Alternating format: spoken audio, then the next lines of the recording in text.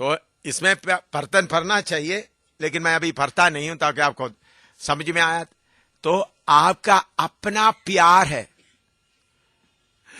M शामिल का अपना प्यार हो, मैं शामिल हूं, मुझे लोग कुछ भी नहीं बोलना, मुझे सब लोग तारीफ करना, मेरा बात सब लोग मानना, और मैं देखते वक्त लोग बहुत मुझे तारीफ करना, ये सब कौन सा होता है? अपना प्यार। अगर कोई मेरे खिलाफ कोई भी एक छोटा सा शब्द बोल दिया तो बस देखना फिर सांप कैसा खड़ा हो जाता है। तो अपना प्यार, ये अपना प्यार में मनुष्य भरा रहता है। मेरा नाम में कोई टेस्ट नहीं लगना, मेरा इज्जत का कोई फर्क नहीं पड़ना। आपको मालूम मैं कौन हूं? चारों तरफ लोग देखेगा तो मैं को इज्जत वाला आदमी हूं, मैं फलाना खानदान का हूं। वो प्यार इसमें आ जाता है। वो प्यार है या नहीं, आप बोलो? हैं? अपना प्यार, अपना प्यार रहने का जगह में उसको अगापे प्यार, परमेश्वर का पवित्र प्यार आ सकता है? कभी नहीं आ सकता। कभी परमेश्वर का अगापे प्यार, इरोस या अपना फिलायो प्यार में परमेश्वर का प्यार बिल्कुल नहीं आ सकता। तो अपना प्यार, उसके बाद आ गया अपना पति आ गया, फिर अपना माँ आ गया, अपना बाप आ गया, उसके बाद अपना बच्चे भी आ गया, देखो तो हाँ इसमें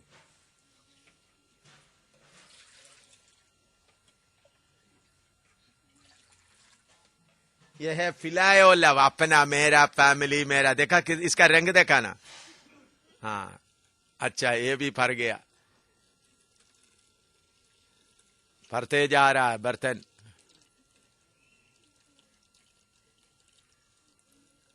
थोड़ा सा और दे दो। तो मैं भरा हुआ हूं, प्यार से भरा हुआ हूं। आप बोलते हैं मेरे अंदर प्यार नहीं है, देखो मेरे अंदर, आप बोलते हैं मेरे अंदर प्यार नहीं है, लेकिन अंदर देखने से मालूम होगा प्यार का रंग है। और बच्चों का प्यार, ओ प्रभु यीशु थोड़ा बीमारी आ गया तो बोलेगा बच्चे का बीमारी आ गया, सब कुछ मैं सह लूंगा, प्रभु मेरे बच्चे को कुछ हो गया तो काम नहीं होगा। मैं मेरा पति को नहीं छोड़ूंगा, बाकी सब हो सकता है। तो अपना प्यार भी सारे भरा हुआ है। ये विश्वासी का हालत बोल रहा हूं। इस हालत से निकलकर हम कौन सा प्यार में आना है? परमेश्वर का पवित्र प्यार।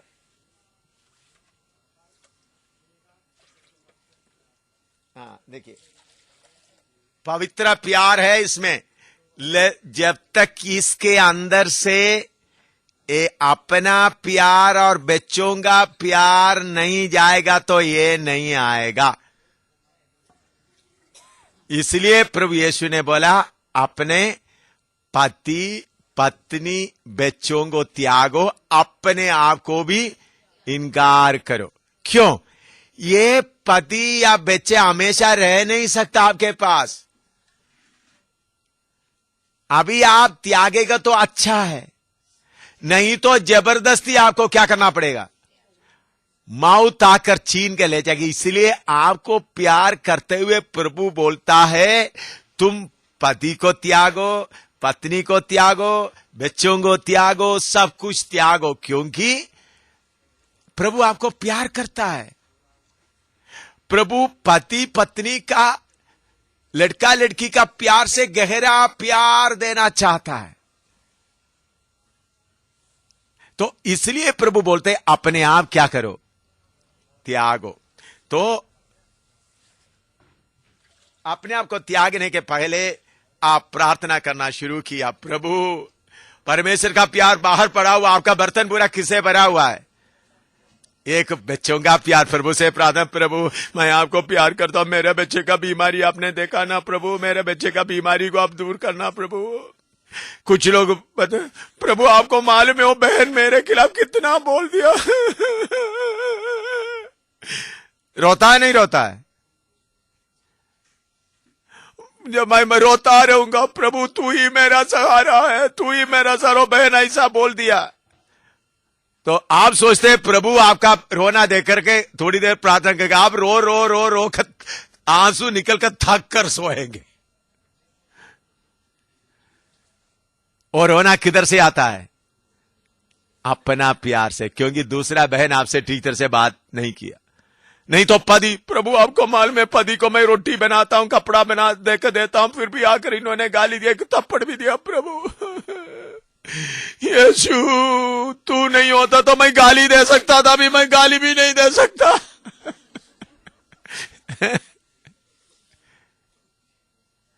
तो प्रभु तू ही मेरा सहारा है। वो कौन सा रोना है? किसका रोना है? अपना प्यार का रोना है। प्रभु मुझे देखो प्रभु, मेरा पति मम्मी को साड़ी खरीद कर, मम्मी को सूट खरीद कर दे दिया, उनका बहन को दे दिया प्रभु, मुझे मैंने एक चप्पल बोला वो भी नहीं दिया प्रभु। यीशु तेरे लिए मैं कितना दुख उठा रहा हूं। नहीं तो मैं जाकर उनका मम्मी को खरीद कर दिया, साड़ी लेकर भाग जाते।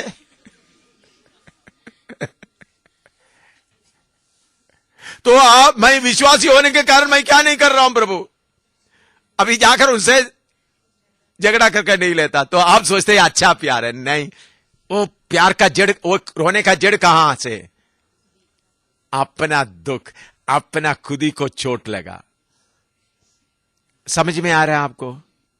कितने लोगों ये बात सही समझ में आ रहा है? बहुत बार आपका रोना 99% आपका रोना किसमें से आता है? अपने अपने अपने अपने अपने। जब तक अपने होगा तब परमेश्वर का होगा, फिर प्यार का एक बूंद भी अंदर नहीं आएगा, एक बूंद भी अंदर नहीं आएगा। क्योंकि हमने पढ़ा है 1 कोरिन्थी 13 अध्याय में, अगापे प्यार में डा या जलन नहीं होता, सब कुछ सह लेता, सब बातों को विश्वास करता। आपने दिन में पढ़कर सुना है नहीं तो और एक बार भी 1 कोरिन्थी 13 अध्याय पहले से पढ़िएगा।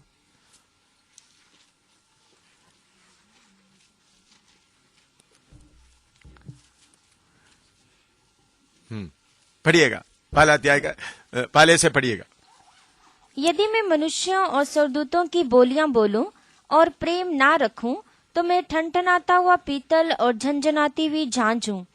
और यदि मैं भविष्यवाणी कर सकूं और सब भेदों और सब प्रकार के ज्ञान को समझूं, और मुझे यहाँ तक पूरा विश्वास हो कि मैं पहाड़ों को हटा दूं, परंतु प्रेम ना रखूं तो मैं कुछ भी नहीं। और यदि मैं अपनी संपूर्ण संपत्ति कंगालों को खिला दूं या अपनी देह जलाने के लिए दे दूं और प्रेम ना रखूं तो मुझे कुछ भी लाभ नहीं। प्रेम धीरजवंत है, प्रेम धीरजवंत है और कृपाल है, कृपाल है। प्रेम डा नहीं करता। प्रेम में क्या नहीं है? डा, जलन नहीं है, जलन नहीं है, थोड़ा सा भी जलन नहीं है। अगर आपके अंदर में थोड़ा सा भी एक बाल मानिंद जलन हो तो अगापे प्यार उधर नहीं आ सकता। परमेश्वर का प्यार पवित्र प्यार है। आप ये नहीं सोचना मेरे बर्तन में आधा परमेश्वर का प्यार है, आधा किसका प्यार है? शरीर का प्यार है। भाई आधा का प्रभु कभी आधा आधा नहीं करता। पवित्र आत्मा बाहर से थोड़ा थोड़ा आपको बताते रहता है, सहते सहते, क्योंकि पवित्र आत्मा आपको शुद्ध करने आया। इसलिए पवित्र आत्मा इस कीचड़ के बीच में भी आपके बीच में आता है। देखिए, जब आप अच्छी तरह समझना, जब आप इरोस प्यार में या जो सेक्सुअल प्यार में, शारीरिक प्यार में या अपना प्यार में रहते समय भी पवित्र आत्मा आपको सहते हुए आपके साथ कार्य करता है, क्योंकि आपको शुद्ध करने आया वो। पवित्र आत्मा आपको शुद्ध करने के बाद कौन सा आता है? अगापे प्यार। इसीलिए रोमी 5:5 में अगापे प्यार किसके द्वारा आता है? पवित्र आत्मा के द्वारा। तो आप अन्य भाषा बोलता है, नबूवत करता है, तो भी ये नहीं समझ रहा मेरे अंदर क्या है, अगापे प्यार। इसलिए दोबारा पहले पढ़िएगा।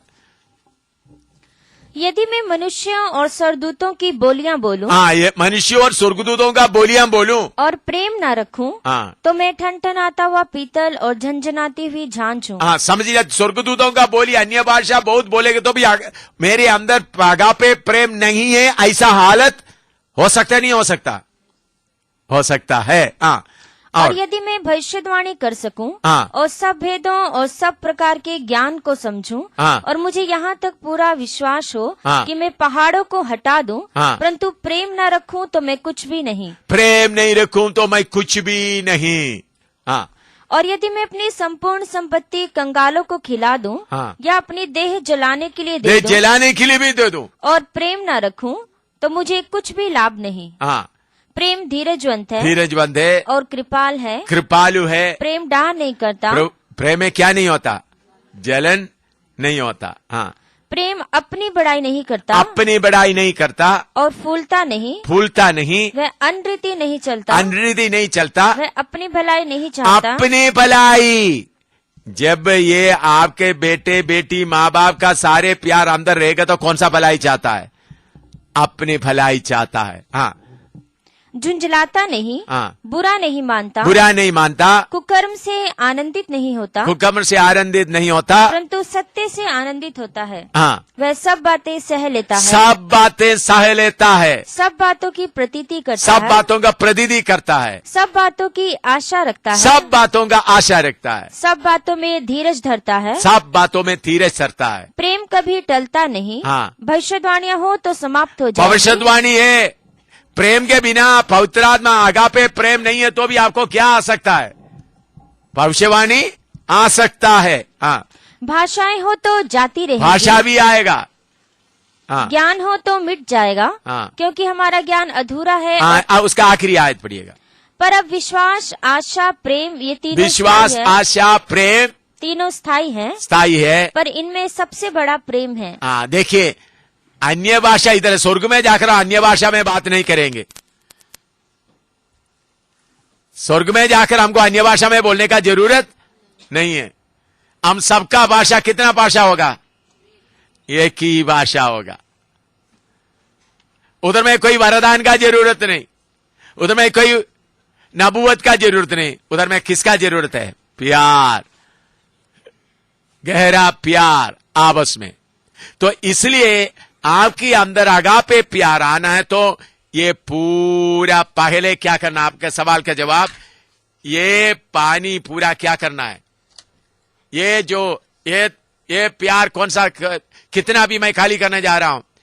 एक अपने आप का प्यार, दूसरा फिलायो प्यार, बच्चों के साथ का प्यार, ये सब पूरा निकालने के बाद, यीशु के लहू के द्वारा शुद्ध होने के बाद ही कौन सा प्यार आएगा?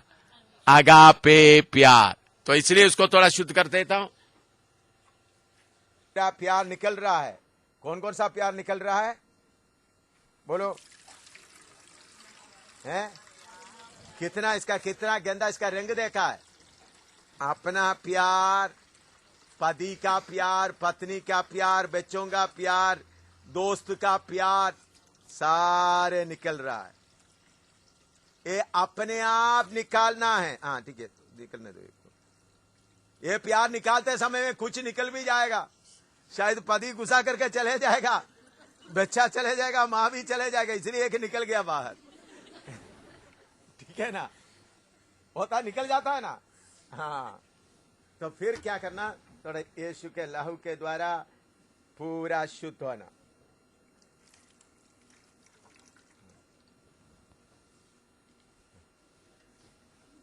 इसको पूरा क्या करना? फिर यीशु के लहू के द्वारा पूरा, प्रभु पवित्र आत्मा के द्वारा पूरा क्या होना है? शुद्ध होना। इनको नहीं निकालना, बल्कि शुद्ध होना। ये इसका मतलब वो लगाव। देखो, अभी भी पति अंदर है, अभी पति अंदर है, बेटा अंदर है, बेटी अंदर है, लेकिन आपने क्या निकाल दिया? उसके साथ का लगाव। समझ में आया? वो लगाव निकाल दिया।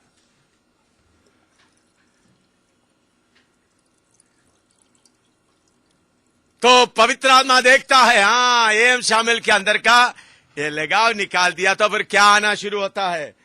परमेश्वर का प्यार। आस्ता आस्ता आस्ता आस्ता परमेश्वर का प्यार आना शुरू हो जाता है। देखो, पवित्र प्यार। इधर में पूरा वो अच्छी तरह साफ नहीं हुआ, इसलिए थोड़ा सा रंग आपको दिखाई देगा शायद, हैं? लेकिन समझ में आता है ना आपको? हाँ, परमेश्वर का प्यार आपके अंदर आते आते आते आते आते क्या होगा? एक एक महाराज हैं, एक एक महाराज क्या होगा? अंदर बैठा हुआ, मैं आपको छोड़ूंगा नहीं बोला हुआ, एक एक ये माँ बाप और रिश्तेदार जो असली उद्धार नहीं पाया तो बोलेगा तुम्हारे पास रहकर कोई फायदा नहीं है, क्योंकि तुम्हारे अंदर से जो मैं चाहता हूं वो प्यार मुझे नहीं मिलता। इसलिए क्या करेगा? हैं? अपने आप बोलेगा मैं अभी तुम्हारे साथ, मैं अभी रहने का नहीं है। हाँ, एक एक एक एक क्या करना शुरू करेगा? चलो और दे पानी, और लाना पड़ेगा। ये अभी इतना, अभी क्या, एक बेटा बाहर आ गया है, वो मैं ना, ये दूसरा अभी बहू नहीं, सांस है।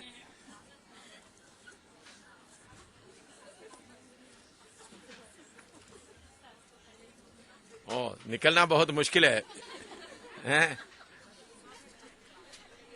देखो कितना जोर से पकड़ के बैठा है, हैं? ये शायद पति होगा ये निकलने के लिए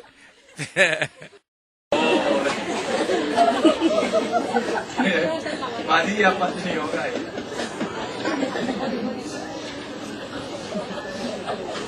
वो भी क्या करने लग रहा है? उनका मतलब पूरा नहीं हो रहा है, उनका अच्छा पूरा नहीं होगा तो चलो तुम्हारे साथ रहकर क्या करना है अभी, चलो मैं दूसरा कोई बहनों के पास जाता हूं, दूसरा किसी के पास। तुमको हमेशा प्रार्थना ही है, हैं? मेरा इच्छा तो पूरा नहीं करता है, तो देखा वो निकल रहा, खुद निकल रहा है बाबू।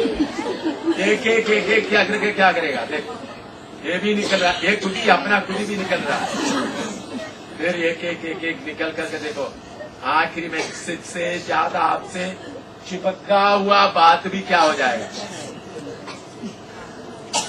चिपका हुआ बात भी, क्योंकि दूसरा आप नहीं ले आया जो 3 पत्थर, हाँ ये सब देखो ये भी बाहर हो गया, तो फिर कौन आता है?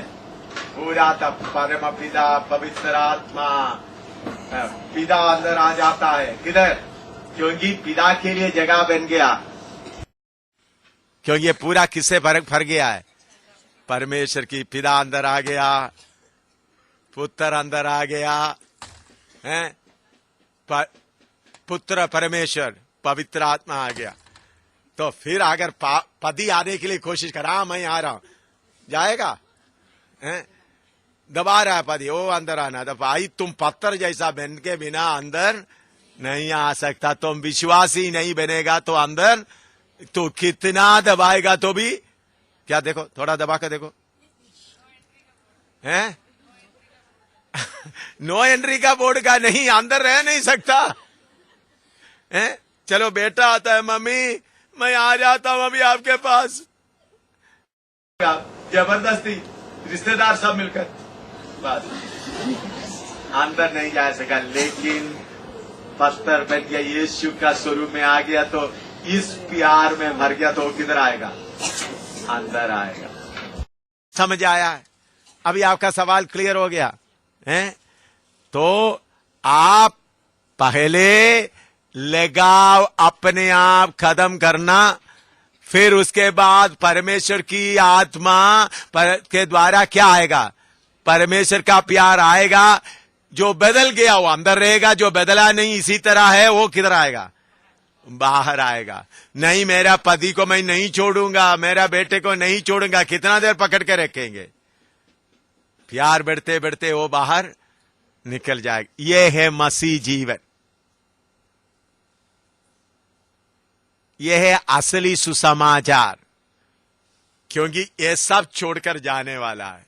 पति भी छोड़कर जाएगा, सांस भी छोड़कर जाएगा, पद बेटे भी छोड़कर जाएगा। उसके पहले निकल जाएगा तो आपके अंदर में किसका उपस्थिति रहेगा? सर्वशक्तिमान परमेश्वर का उपस्थिति भरा रहेगा। आपको देखकर पति बदल गया, अंदर आगे तो नीचे जाकर बैठ जाएगा। फिर वो कभी जुदा होने का नहीं है। यह है असली मसीह जीवन अनुभव में। इसके लिए दूसरा कोई रास्ता नहीं है। समझ में आए? हाँ, इसको निकाल दो। तो मालूम हो गया। सबसे पहले आपने अकेला में प्रार्थना करके क्या प्रार्थना कर? प्रभु, मेरा बेटे के साथ, मेरे बेटे के लिए जो लगाव है मेरे अंदर से निकालो प्रभु। किसी व्यक्ति के साथ में कोई लगाव है प्रभु, ये लगाव निकाल दो प्रभु। कौन प्रार्थना करना? अब्राहम को परमेश्वर ने ये नहीं बोला तुम्हारा बेटे इसहाक को कोई नौकरों के पास दे दो, वो जाकर क्या करे? बेली कर दे। ऐसा किया नहीं। अब्राहम को खुद करने के लिए प्रभु ने बोला। अब्राहम खुद उसको करने के लिए तैयार हो गया। तो हमारा परमेश्वर प्यार करने वाला परमेश्वर है, तो भी आपसे कठोर फासला प्रभु चाहता है। देखो, 25 साल इंतजार करने के बाद मिला हुआ बेटे को क्या करना पड़ रहा है? ले जाकर चूरी प्याज, 25 साल इंतजार करते हुए मिला हुआ बेटे को चूरी लगाना पड़ता है। अपना बेटे को, अपना प्यार करने वाला प्रभु बोलते हैं जिसको तुम प्यार करता है। इस्माइल को करने के लिए बोलता तो कैसा भी पकड़ के इस्माइल को करना था, क्योंकि कैसा भी निकल जाए। लेकिन प्रभु ने बोला इस्माइल को नहीं, इसहाक को, जिसको तुमने प्यार करते उसका गर्दन काटो, उसको बलि चढ़ाओ। तो अब्राहम ने उसको ले गया, पत्नी से भी नहीं पूछा, सुबेरे चले गया। दूसरा बार भी प्रभु से इंतजार करके पूछा नहीं। 3 दिन रास्ता गया ताकि सोचने का मौका मिल गया, छोड़ना है नहीं छोड़ना है, छोड़ना है नहीं छोड़ना है। फिर बाद में पहाड़ के पास आ गया तो नौकरों को नीचे छोड़ दिया ताकि उनको बलि करते समय नौकर लोग रुकावट ना डाले। फिर इसहाक को भी इस्तेमाल किया हुआ पत्थर वगैरह इकट्ठा करने के लिए, लकड़ी भी रख दिया। उसके बाद बेटे को बांध कर रख दिया ताकि अब्राहम चूरी लेते समय में बेटा उनका हाथ को ना रोके। तब स्वर्ग से आवाज आ गया, हालेलुया। तो अब्राहम से परमेश्वर ऐसा चाहा तो हम, अब्राहम नए यरूशलेम में नहीं है, अब्राहम दुल्हन में नहीं है। तो दुल्हन में होने वालों का उसे सस्ता चाहेगा या उसे महंगा? हालेलुया। आइए हम परमेश्वर का प्यार के बारे में और थोड़ा सा गहराई में जाए। दूसरा कोरिन्थी 5 का 14-15 इसके पहले पढ़ा है, फिर भी और एक बार पढ़ेंगे। दूसरा कोरिन्थी 5 का 14 और 15 कर देता है, इसलिए कि हम यह समझते हैं कि जब एक सबके लिए मरा तो सब मर गए, और वह इस निमित्त सबके लिए मरा कि जो जीवित हैं वे आगे को अपने लिए ना जिए, परंतु उसके लिए जो उनके लिए मरा और फिर जी उठा। मसीह का प्रेम हमको क्या कर देता है? विवश कर देता है या मजबूर कर देता है। मसीह का प्रेम हमको क्या करता है? मजबूर करता है। इब्रानी 13 का 13-14 पढ़िएगा। इब्रानी 13 का 13-14। सो आओ उसकी निंदा अपने ऊपर लिए हुए छावनी के बाहर उसके पास निकल चले, क्योंकि यहाँ हमारा कोई स्थिर रहने वाला नगर नहीं, वरन हम एक आने वाले नगर की खोज में हैं। हाँ मेरे प्यारों, यीशु मसीह के लिए निंदा सहते समय में प्रभु ने बोला तुम क्या करो? आनंद करो। कायमे के बाहर जाने का मतलब उन्हीं दिनों में सारे शहरों गांव गांव में चारों तरफ किला होता है। लोग किले के अंदर रहता है, क्योंकि पुराने जमाने में राजा आपस में एक देश को खिलाफ दूसरे देश को आकर हमला करते हैं, लूट के ले जाता है, तो इसलिए सबको किले के अंदर। आप रियासी में जाकर देखा, रियासी का किला उधर है, लोग सब किधर रहते हैं? किले के अंदर। तो किले के बाहर गंदगी डाल देता है, गंदगी डालने का जगह होता है। उस वक्त फ्लश आउट लैट्रिन वगैरह नहीं होता था, सारे गंद उठाकर फेंकना पड़ता था। लैट्रिन का भी चीज उधर पड़ा है, टूटा हुआ बोतल भी पड़ा हुआ है, मरा कुत्ता, मरा बिल्ली, सब गंदगी है। इधर बोलता है आओ हम निंदा उठाकर किधर जाएं? गंदगी के जगह में जाएं। गंदगी के जगह में चलते चलते गोलगोथा, अपना गोलगोथा के पास पहुंचना है। उसके लिए मेरे प्यारो, हमारे अंदर प्यार का भरपूरी चाहिए, अगापे प्यार का भरपूरी। प्यार आपको खींचना है। ओशिया नबी 11:4 पढ़िएगा। ओशिया नहीं, 11:4।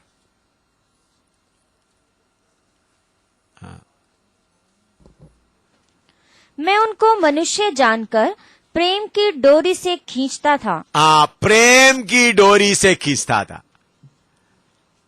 मनुष्य जानकर कानून का डोरी से नहीं, बल्कि प्रेम की डोरी। इधर देखिए, प्रेम का डोरी कैसा होता है, कितना मोटा है। कानून का डोरी और प्रेम का डोरी में कितना फर्क है, हैं? कानून का डोरी, अच्छी तरह सुन, कानून का डोरी, नियम का डोरी में क्या होता है? पूरा मन नहीं होता, थोड़ा जबरदस्ती होता। प्रेम का डोरी में जबरदस्ती कुछ भी नहीं। हालेलुया। यीशु के पीछे फायदे के जबरदस्ती या दिखावटी पौत्रदाई का जबरदस्ती कुछ नहीं चाहिए। कौन सा चाहिए? प्रेम का डोरी। प्रेम का डोरी में क्या हो जाता है? उस आदमी को जिसके अंदर प्रेम का डोरी आ जाता है, अपना कुछ भी नहीं रहता, उसके पीछे चलने के बिना रह नहीं सकता। मैं श्रेष्ठ गीत का एक निशान आपको श्रेष्ठ गीत से एक पढ़कर सुनाता हूं। श्रेष्ठ गीत में, अभी श्रेष्ठ गीत के बारे में पढ़ते समय में इधर देखिए, श्रेष्ठ गीत में आप ये लव स्टोरी जैसा आपको दिखाई देगा। कुछ लोग उसको पढ़कर एक होगी ये लव स्टोरी पूरा लिखा है। प्रेम श्रेष्ठ गीत में लिखा हुआ, कुछ लोग बोलते हैं बाइबल में शामिल नहीं होना चाहिए ये ऐसा, लेकिन मैं आपको बताता हूं, वो दृष्टांत के तौर पर लिखा हुआ कविता है, उसका आत्मिक अर्थ बहुत गहरा है। आत्मिक अर्थ उसमें बहुत गहरा है।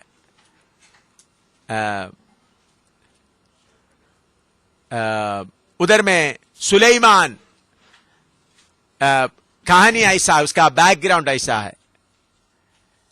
एक छोटा सा लड़की, बच्चे, वो जन्म लिए हुए हालत में, जब उन्होंने जन्म लिया, उनको पेड़ के नीचे छोड़ दिया। आपको मालूम, बच्चा जन्म लेते समय में गंदगी वगैरह होता है, उस गंदगी का हालत में छोड़कर चले गए। तो एक चरवाहा भेड़ बकरी को चराते हुए जा रहा था, उन्होंने उस त्यागा हुआ, जो जन्म में जो गंदगी मां का पेट से निकल आते वक्त कितना गंदगी होता है, धोया नहीं, साफ नहीं किया, उस हालत में छोड़ दिया था। उन्होंने उसको ले जाकर साफ करके धोकर उनको अपना घर में पालन पोषण करते आया, और बढ़ते बढ़ते एक सुंदर लड़की बन गई। सुंदर लड़की बन गया तो उनका मन पूरा उस चरवाहे के ऊपर लगा, इन्होंने हमारे लिए इतना कुछ किया है, उनको प्यार करने लगा। तो सुलेमान राजा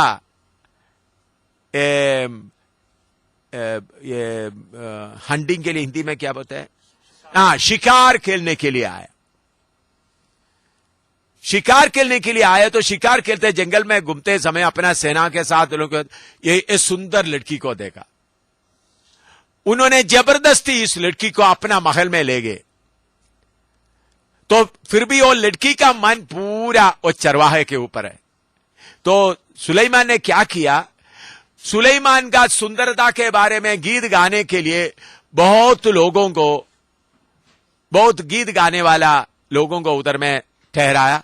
उन लोग सुलेमान का सुंदरता, सुलेमान का बड़े बड़े बातों के बारे में उनको गीत गाते रहते थे। सुलेमान उनको बड़ा महल में रखा, किसी कमी नहीं, सारे दुनिया की खुशी दे दिया। फिर भी वो लड़की वो चरवाहे को याद करती रही। ये सुलेमान दुनिया का प्यार को बताता है, ये चरवाहा हमारा प्रभु यीशु मसीह को बताता है। ये लड़की का नाम है शूलेमीन, और शूलेमीन किसको बताता है, यीशु मसीह का कलीसिया को। इधर में हम देखते वक्त कुछ छाती के बारे में लिखा है, सिर के बारे में लिखा है, पाँव के बारे में लिखा है। उस सब का आत्मिक अर्थ रहेगा तो अगर 2-3 हफ्ता आपको मुझे मिल जाए, वो सीखे, वो आप पढ़ेगा तो आपको मालूम होगा ये श्रेष्ठ गीत में कितना बड़ा आत्मिक धन छुपा के रखा हुआ है। तो ये बहुत यीशु मसीह के कलीसिया के अंदर अपना दुल्हा यीशु मसीह के लिए कितना प्यार होना चाहिए उसके बारे में। अभी उस बात के साथ एक बात अभी मैं इधर बताना चाहता हूं। पढ़िएगा श्रेष्ठ गीत 5 का 2 से 8 तक पढ़िएगा। श्रेष्ठ गीत 5 का 2 से 8 तक। मैं सोती थी परंतु मेरा मन जागता था। मैं सोती थी, राजा के महल में मैं सोती थी, मेरा मन जागता था। हाँ, सुन मेरा प्रेमी खटखटाता है। मेरा प्रेमी, वो प्रेमी कौन है, प्रभु यीशु। आप इस दुनिया की खुशी में सोता है तो बाहर प्रेमी यीशु खड़ा होकर क्या कर रहा है, खटखटा रहा है। हाँ, और कहता है, हे मेरी बहन, हे मेरे बहन, हे मेरी प्रिय, हाँ, हे मेरी कबूतरी, हाँ, हे मेरी निर्मल, हाँ, मेरे लिए द्वार खोल। देखिए प्रभु यीशु मसीह आप इस दुनिया में बातों में फंसे हुए रहते समय प्यार से भरा हुआ यीशु मसीह कैसा आपको बुलाता है, बोलो क्या क्या नाम देता है, बोलो। हे मेरी बहन, हे मेरी बहन। बहन का मतलब, क्योंकि एक ही घर में जन्म हुआ, आत्मिक रीति से हम किसके घर में पैदा हुआ है, परमेश्वर के घर में पैदा हुआ है। हाँ, हे मेरी प्रिय, मैं कितना तुमको प्यार करता हूँ, प्रेम के कारण प्रिय। हाँ, हे मेरी कबूतरी। कबूतरी बोलने का मतलब आपको मालूम है, कबूतर को आप देखें, कबूतर को अपना जोड़ा मर गया या चले गया तो अपना जोड़ा आने तक किसी कोने में बैठकर रोते रहता है, और उनका आंखों से हमेशा पानी बहता रहता है। कबूतर कोई कीड़ा नहीं खाता, आपने देखा होगा। बाकी सारे चिड़िया इधर उधर अपना, उनका जोड़ा कहीं चले गया तो आने तक कुर कुर कुर करके क्या करता रहेगा, तो बोलेगा, तो उन्होंने बोलता है ये तू मेरा कबूतरी है। हाँ, हे मेरी निर्मल, तुम निर्मल है। तुमको अभी सुलेमान ने पकड़ के महल में रखा हुआ तो भी तुम कौन है, निर्मल है। प्रभु प्यार से मेरे प्यार हो, आपका गलती प्रभु नहीं देखता। हालेलुया। शायद आपने बहुत गलती करके बैठे हुए हैं, आपने बहुत बुरा काम करके बैठे हुए, तो भी यीशु बाहर से क्या बोलते हैं आपको, मेरे निर्मल, मेरे कबूतरी, मेरे निर्मल, क्योंकि प्यार की गहराई के कारण। हाँ, मेरे लिए द्वार खोल, मेरे लिए द्वार खोल, क्योंकि मेरा सिर ओस से भरा है। तुम तो बिस्तरे में आराम कर रहा है, मैं किधर खड़ा हुआ है, बाहर जंगल में चलते चलते मेरा सिर किससे भरा हुआ है, ओ से भरा हुआ है। मेरे लिए द्वार खोल। तुम तो बिस्तरे के अंदर आराम कर रहा है, मेरे लिए तू द्वार खोल। हाँ, क्योंकि मेरा सिर ओस से भरा है। हाँ, और मेरी लटें रात में गिरी हुई बूंदों से भीगी है। हाँ, मेरा शरीर पूरा रात में पड़ा हुआ हालेलुया। मेरे प्यारो, मैं कितने बार यीशु का प्यार देकर रोता रहा। मैं सूसन का तारीफ नहीं कर रहा हूं, मैं चाहता था सूसन यीशु के पीछे चले। सूसन जब छोटी लड़की थी, इतने ही थे, मैं कहीं बाहर जाकर बाहर सेवा करके आ रहा था। रात को 11 बजे आया। उधमपुर गढ़ी में प्रार्थना में रहता था। उधर में मैं दरवाजे देखा, उधर जाली का दरवाजा कुंडी लगा हुआ। अंदर देखा तो बेबी अंदर बैठकर घुटना में बैठकर बाइबल रख करके पढ़ रही है, रो रही है। छोटी सी पढ़ रही है, रो रही है। तो मैंने घंटी बजाना था, घंटी नहीं बजाया। मैं थोड़ी देर और करीबन 20 मिनट के बाद मुझे मालूम हो गया वो बाइबल बंद कर दिया, उठने जा रही है। तो मैं घंटी बजाया तो बेटी आकर एकदम दरवाजा खोल दिया। उन्होंने एकदम मेरे से पूछा, पापा प्रभु यीशु मसीह को सलीब दिया हुआ मैं मत्ती का पढ़ा है, लूका का भी पढ़ा है, मरकुस की पढ़ा है, यूहन्ना का भी पढ़ा, और कोई जगह है? रोती रोती बोल रहे। मैंने बोला बेटी यशायाह का भी है। मुझे गला लगाने के जगह में उन्होंने जाकर उधर बैठकर यशायाह में मैंने जो वचन बताया वो पढ़ते हो। शायद वो सूसन याद करती नहीं होगी, उनको मालूम नहीं होगा। यीशु का प्यार में आकर रो रहा था। मैं पिछले दिनों में जब दिल्ली में गया, मैं देखा टिमू भी एक सीढ़ी, मैंने बोला बच्चों को अंदर जगह नहीं, बाहर सीढ़ी में बैठा, बाइबल में घुटना में बैठा हुआ, उधर से देख रहा। मैं देखा तो उधर पहुंचा तो आंखों से आंसू आ रहा है। हालेलुया। यीशु का प्यार से भरा हुआ मैं कितने बार लगातार रोता रहता हूं, प्रभु तेरा प्यार कितना है, मुझे पापी को आपने कितना प्यार करता है। कितना रोने से भी, क्योंकि इधर में देखते हैं मेरा सिर किससे भरा हुआ है? ओसों से भरा हुआ। मेरा शरीर पूरा क्या है? हाँ पढ़ो। हाँ। और मेरी लटें रात में गिरी हुई बूंदों से भीगी हैं। भीगी है मेरा शरीर पूरे भीग। हालेलुया। और नीचे, मैं अपना वस्त्र उतार चुकी थी। हाँ, मैं अभी अंदर से उन्होंने क्या बोल रहे हैं? मैं अपना वस्त्र उतार कर बिस्तरे में आराम से क्या कर रहा है? शौर्य। वस्त्र उतारने का मतलब नंगा हो गया करके नहीं, बाहर का घूमने का वस्त्र उतार दिया, अभी सोने का वस्त्र पहना हुआ है। हाँ, मैं उसे फिर कैसे पहनूं? हाँ, मैं कैसा फिर उसको पहनूं?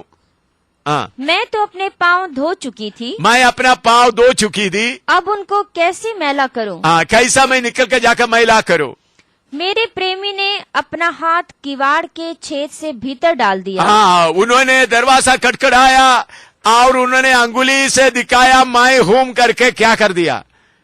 इशारा दिया। हाँ, तब मेरा हृदय उसके लिए उभर उठा। हाँ, तब मेरा हृदय उसके लिए ऊपर उठा। मैं अपने प्रेमी के लिए द्वार खोलने को उठी। मैं मेरा प्रेमी के लिए द्वार खोलने के लिए उठी और मेरे हाथों से गंधरस टपका। हाँ, मेरे हाथों से मैंने पूरा, सुलेमान ने दिया हुआ गंधरस से क्या है? मेरा हाथ पूरा गंधरस, आप तो मतलब परफ्यूम पूरा लगा हुआ है, पूरा सेंट वगैरह लगा, वो नहीं गिरा। हाँ, और मेरी अंगुलियों पर से टपकता हुआ गंधरस हाँ, बेड़े की मूढ़ों पर पड़ा। हाँ, मैंने अपने प्रेमी के लिए द्वार तो खोला, मैंने मेरा प्रेमी के लिए द्वार तो खोला, परंतु मेरा प्रेमी मुड़कर चला गया था। हालेलुया।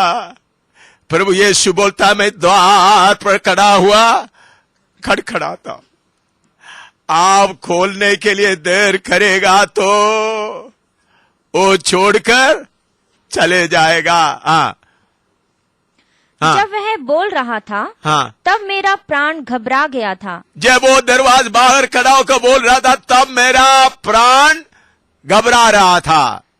मैंने उसको ढूंढा परंतु ना पाया। हाँ, देखिए, एकदम उन्होंने खड़ा होकर कड़कड़ाते वक्त खोल दिया तो अच्छा था, लेकिन उन्होंने क्या कर दिया? चले गया। मैं उसको ढूंढ रहा है, नहीं मिला। हाँ, मैंने उसको पुकारा। हाँ, अभी किधर आ गए? कमरे से, सोने के कमरे से अभी किधर आ गया? बाहर आ गया, उसको पुकार रहा है, मेरा प्रेमी तू कहाँ है? हाँ, परंतु उसने कुछ उत्तर ना दिया। उन्होंने कोई उत्तर नहीं दिया, वो चलकर काफी दूर चले गए। हाँ, पहरे वाले जो नगर में घूमते थे पहरे वाले नगर में घूमते थे, मुझे मिले। उन्होंने मुझे मारा। देखो उन्होंने मुझे क्या किया? मारा और घायल किया। शहरपनाह के पहरों ने मेरी चद्दर मुझसे छीन ली। देखिए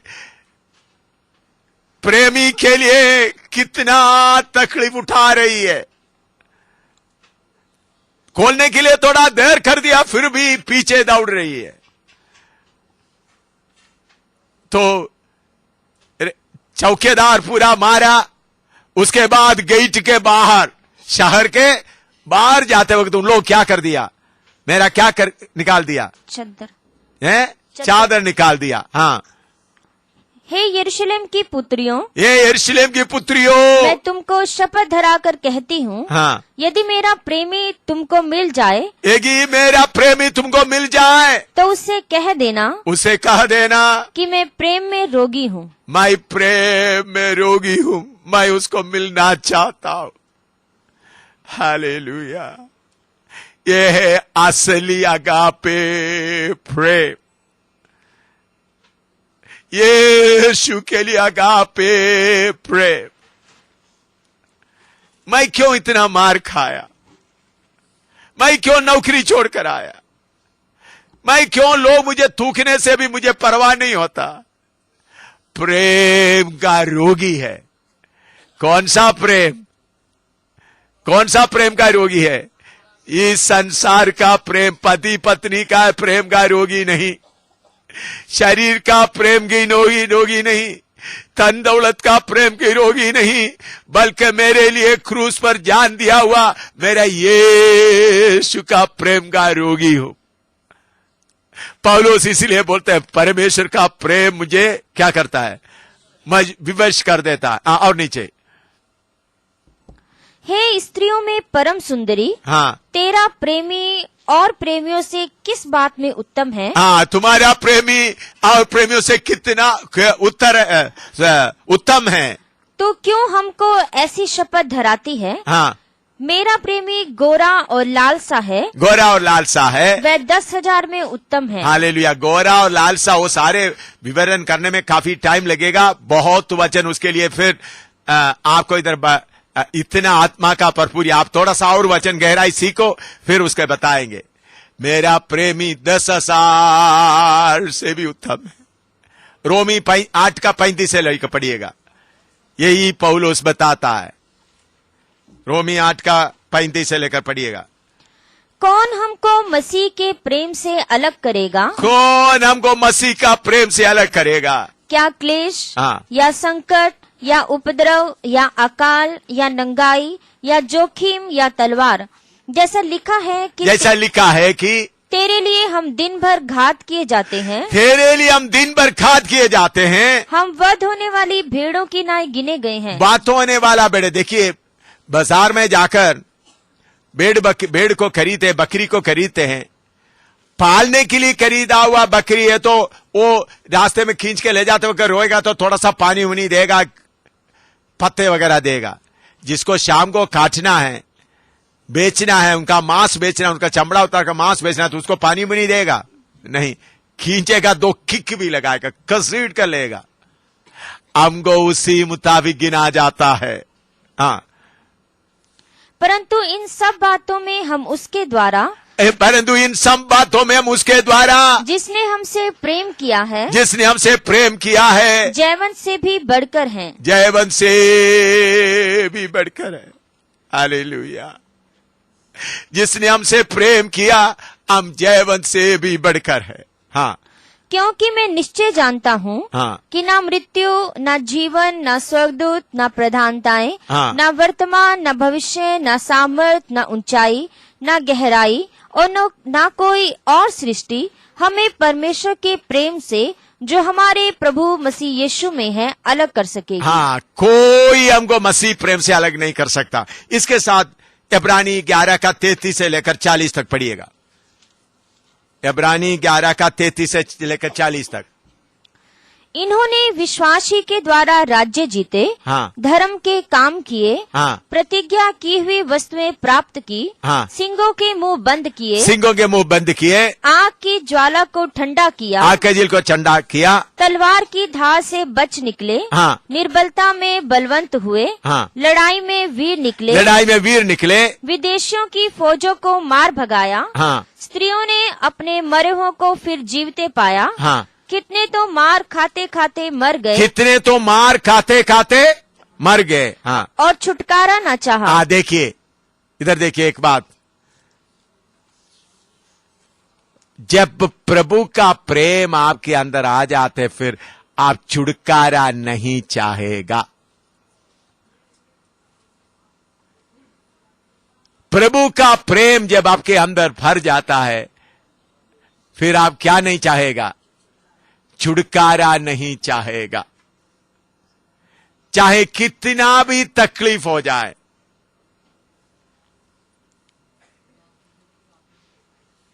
प्रभु मेरे बेटे को चंगा करो, मेरे बेटी को चंगा करो, ये सब किसके लिए बोलता है? छुटकारा चाहने के कारण। जब आपके अंदर प्रेम भर जाता है आप छुटकारा नहीं चाहेगा। मैंने आपको बोला ना, पिछले दिनों में मेरा बेटी का पति रेजी मरेंगे करके 45 दिन के पहले प्रभु ने मुझे बोला था। उस वक्त थोड़ा अच्छा प्रचार कर रहा था, तर्जुमा करता था, अच्छा सेवक था, बाइबल क्लास में भी अच्छा सिखाता था, मेरा दाहिने हाथ की तरह सेवा करता था, दिल्ली में सेटल करके कर रहा था। जब वो मरेंगे करके प्रभु ने बोला, एक बार भी प्रभु इनको बचाओ, इनको चंगा करो करके नहीं बोला, एक बार भी। जब आपके अंदर प्रेम भर जाता है फिर छुटकारा नहीं चाहेगा। मेरा प्रेमी जितना मेहनत किया मैं भी उसके साथ कष्ट उठाने का मन आएगा। मेरे प्यारों, कायमे के बाहर जाना तो प्रेम से भरना है, धक्का से नहीं होता, धक्का देकर नहीं होता।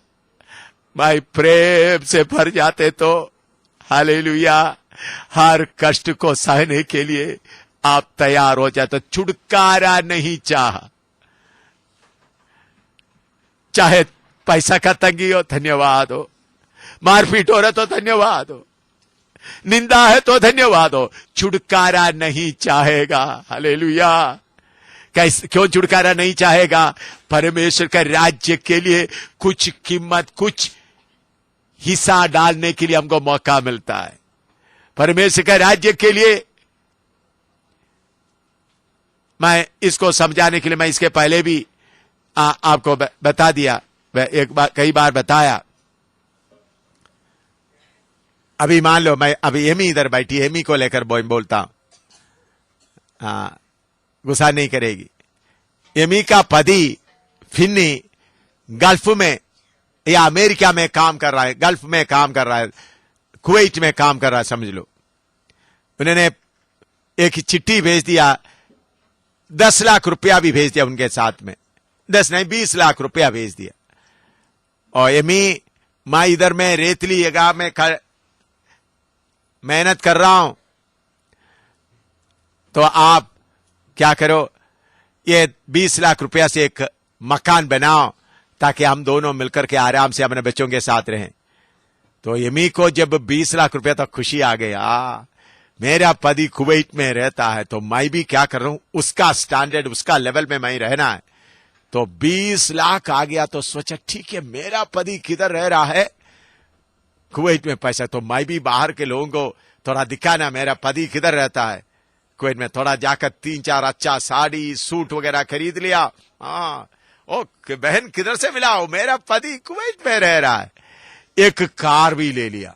ओ, आपको मालूम है मेरा पति किधर रहता है, कुवैत में। कार भी लिया बहुत, फिर जाकर 1 लाख रुपया से थोड़ा जमीन भी खरीद कर डाल दिया। घर में लोगों को बुला करके देखो मेरा पति कितना, घर भी अच्छी तरह से सजाया, बहुत अपना किराए मकान में जो सजाया सब कुछ बहुत तो बाद में 6 महीने के बाद पति आ रहा है, भोपाल में आ रहा है, तो भोपाल एयरपोर्ट में यमी जा रहा है, तो नया कार में अच्छी तरह चमकता, अच्छा सुंदर साड़ी वगैरह पहनकर, थोड़ा अच्छा पाउडर शाउडर लगा दिया, थोड़ा कलर भी लगा दिया, साड़ी भी नया लगा दिया, तो और कार के अंदर भी परफ्यूम लगा दिया इधर उधर में। जो फिन्नी आ गया एयरपोर्ट से, देख रहा तो अपना पत्नी चमक रही है,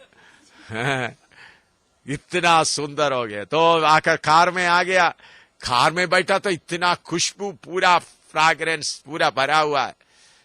तो कार में अच्छा, वही पुराना किराए मकान में लेकर गए, तो पूछ रहे, फिन्नी पूछे घर किधर है?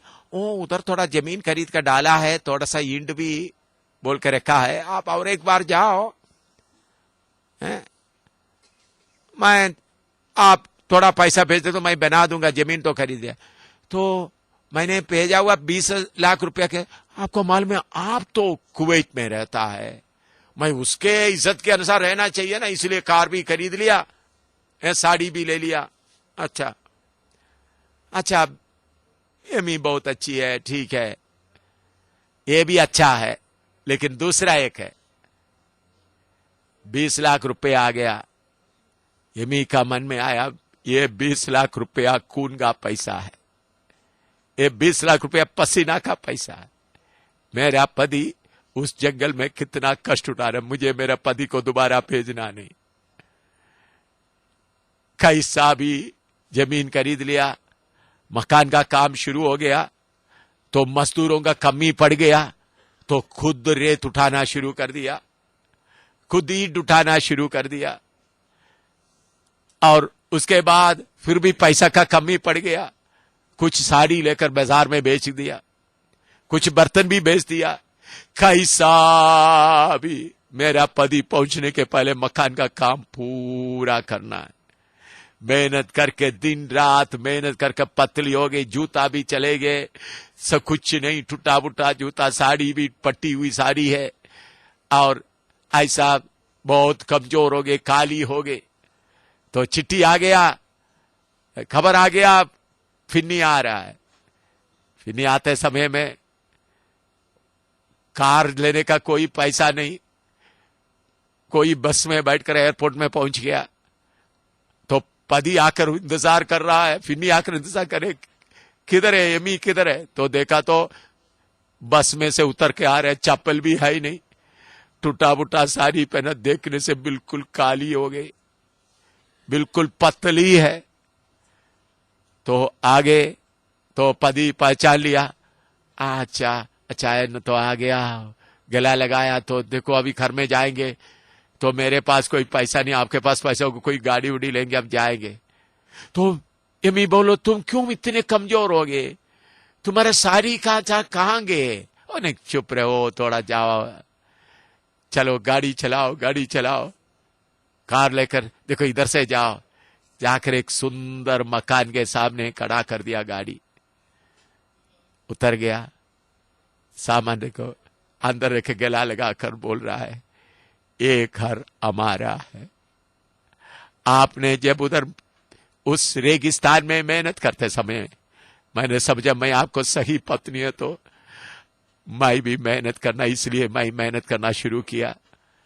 मजदूर नहीं मिल रहे थे, इसलिए मैं खुद काम करना शुरू किया। उसके बाद पैसा का कमी पड़ा, मैंने मेरा कुछ कपड़ा भी बेच लिया, देखो मकान पूरा हो गया। आप अभी दोबारा कुवैत नहीं जाना, इधर ही रहना। ऐसा बोलते समय फिन्नी क्या बोलेगी? गला लगाकर बोलेगी, मेरे वफादार पत्नी, मेरे प्यारो, इसी मुताबिक हमारा प्यार है यीशु। सूली पर पूरा जान देते हुए, सिर में खांटे, हाथों में खील, सब सहते हुए चले गए। उनके पीछे गया हुआ गलाती 6:17 पढ़िएगा। एक सेवक कैसा है, गलाती 6:17। आगे को कोई मुझे दुख ना दे, आगे को कोई मुझे दुख ना दे, क्योंकि मैं यीशु के दागों को अपनी देह में लिए फिरता हूँ। यीशु के दागों को मेरे देह में लिए फिरता हूं। पौलुस के बारे में हम देखते वक्त यीशु को एक बार खोने लगा है, पौलुस को 5 बार खोने लगा है, बेते खाए। पौलुस का शरीर में पूरा निशान ही निशान है। अब पौलुस को पूछे, पौलुस आपके उस शरीर में इतना निशान क्यों? पौलुस बोले, मुझे मत पूछो मेरे बेटा भाई, यीशु उधर खड़ा है, उनको देख लो, उनके हाथ में भी वो कील का निशान। मेरे प्यारो, यीशु मसीह के कलीसिया का ज्यादातर लोग शहीद हुए हुए लोग हैं। ज्यादातर उनमें से कोई दुनिया का मजा उठाया हुआ लोग नहीं। उन लोग सब प्रेम से बांधे हुए कष्ट उठाए हुआ लोग हैं, मार खाया हुआ लोग हैं।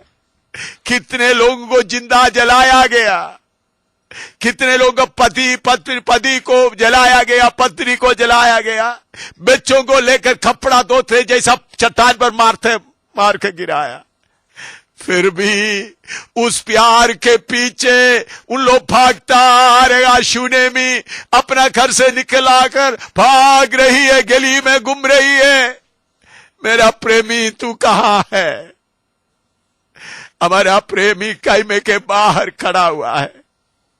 अगर आगापे प्रेम आपके अंदर भरा रहेगा तो आप दौड़ते रहेंगे। हालेलुया। आत्माओं को ढूंढते किधर किधर किधर जाएंगे। हालेलुया। पहाड़ में, जंगलों में, जगह जगह जगह जगह में आत्माओं को ढूंढते जाएंगे। हालेलुया। पॉलीकार्प के बारे में हम पढ़ते हैं, उनको जलाते हो, एक प्रभु की सेवक था, बुढ़ा हो गया, 88 साल हो गए। उन लोग बोले यीशु को इनकार करो, बोला नहीं। और उनको जलाने के पहले उन लोग एक जगह में खड़ा किया, उधर एक लोहे का खंबा था, उसके साथ उनको बांध लिया। उन्होंने बोला मुझे जोर से बांध लो, ताकि जब आप लोग जलाते, जब मेरा शरीर जलेगा उस दर्द से साथ मैं भागना नहीं। चारों तरफ आग लगाकर मोमबत्ती की तरह उनको जलाया। कितने हजारों लोगों को मोमबत्ती की तरह जलाया गया। मसीह लोगों को, कितने लोगों को उन्हीं दिनों में पार्टी करने वाला भाइयों बहनों को पकड़ेंगे और उनके चारों तरफ मोम लगाकर जैसा मोमबत्ती जलाते हैं उनको जलाते थे। कितने लोगों को आजकल क्रिकेट का खेल होता है, उन्हीं दिनों में जंगली जानवरों का खेल होता है। कैसा होता है? स्टेडियम में सब बैठेगा, भूखा रहने वाला शेर को खोलकर छोड़ेगा, वो शेर के सामने विश्वासियों को डालेगा, वो विश्वासियों को उधर खड़ा करेगा, बेटे पति पत्नी हजारों को लो, शेर इतना जोर से आकर उसको पकड़ कर खाते, उनको खून सारे बहते समय लोग ताली बजाएगा। ऐसा कितने लोग, मैं कहानी नहीं बोलो, असली बोल रहा हूं, ऐसा कितने लोग इस प्रेम में भरा हुआ चला है।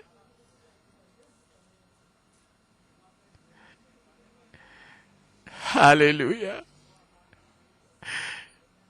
आपके अंदर ये प्रेम आना है तो पति का प्रेम, बच्चों का प्रेम, दोस्तों का प्रेम सब आपको फेंकना पड़ेगा।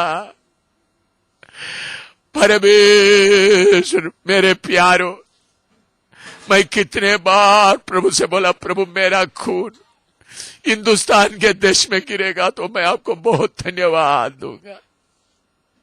2-3 बार थोड़ा थोड़ा खून गिरा, लेकिन 2-3 बूंदी गिरा है, पूरा खून नहीं गिरा।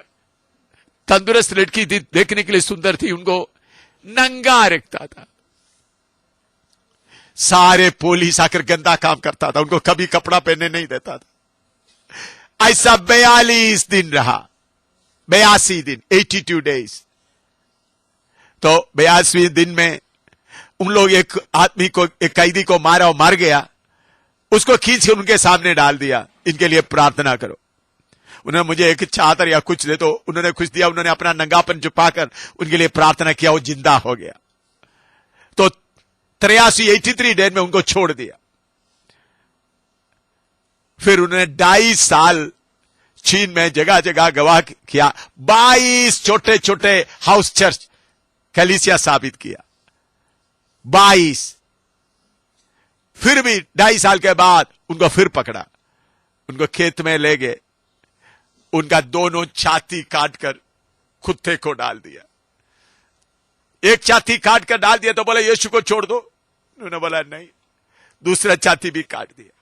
फिर उसको घुमाकर उनका पीठ का जो सीट का उधर का मांस काट कर कुत्ते को दिया, नीचे गिर गई, उधर ही मरा। बाद में हमारा विश्वासी लोग, उनका फोटो मुझे भेजा, हमारा पुराना फाइलों में देखेगा तो मिलेगा। उन लोग एक चादर डालकर उनका फोटो मुझे भेजा। मैं प्रभु का धन्यवाद देता उस बेटी के लिए जो उधर पहुंच गया। दूसरा, मेरे हाथों से बपतिस्मा दिया हुआ एक पादरी का बात मैं बताता हूं। उधमपुर में मैंने बपतिस्मा दिया। एससीएनआई का पादरी था, 73 साल उम्र था। उनको मैं उधमपुर प्रार्थना भवन के सामने का वो बपतिस्मल जगह में जिधर चरियान रहता है, उन्होंने बपतिस्मा रहते तो उन्होंने बोला ये पादरी का चोगे के साथ मुझे बपतिस्मा दो। मैंने उसके साथ उनको बपतिस्मा दिया। उसके बाद उन्होंने पैजामा कुर्ता और पहना, वो चोगा उतार दिया और मेरे सामने घुटना में बैठ गए, घुटना में खड़ा हो गया। बोला मेरे सिर पे हाथ रखकर प्रार्थना करो। जिधर जिधर मैंने जाकर लोगों को छिड़की बपतिस्मा दिया, उनको बोलने के लिए मैं जा रहा हूं वो बपतिस्मा सही नहीं, डूबकर बपतिस्मा लेना है। उन्होंने जगह करते करते 6 महीने के अंदर कपूरथला में गए। उन्होंने कपूरथला में पादरी बनकर रहता था, पंजाब का कपूरथला में। उधर भी उन्होंने प्रचार करना शुरू किया। उधर का मसीह लोग खिलाफ हो गए। नौजवान लोग, कुछ लोग मिलकर, आपको मालूम, उनको मारा। फिर उसको एक ट्रैक्टर के पीछे बांध लिया, रस्सी में घसीट के ले गया। बुड्ढा को घसीट के ले गए कपूरथला के बाहर, गांव के बाहर। उनको ले जाकर जब कूड़ा डालते तो उन्होंने बोला, ऐसा लगा तो उन्होंने बोला पानी पानी, ऐसा बोला तो 2 नौजवान उनके मुंह में पेशाब दिया। ओ प्रभु का दास पेशाब पीते पीते ये दुनिया छोड़कर चले गए। 5 दिन के बाद मुझे खबर मिला। मैं उधर गया तो सारे बात मुझे मालूम हो गया। लेकिन मसीह लोग ऐसा करने का सारे लोग बोला एक और कहीं नहीं बताना। हालेलुया। यीशु के नाम में कमाने वालों, यीशु के नाम में सुख चाहने वालों, यीशु के नाम में पैसा चाहने वालों, यीशु के नाम में चंगाई चाहने वालों, ये यीशु का मार्ग नहीं है। यीशु का मार्ग कीमत देने वाला मार्ग है।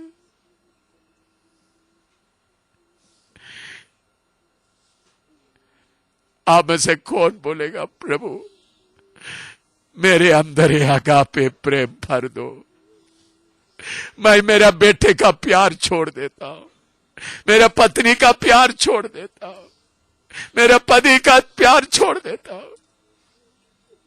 कौन प्रार्थना करेगा? प्रार्थना शुरू करो।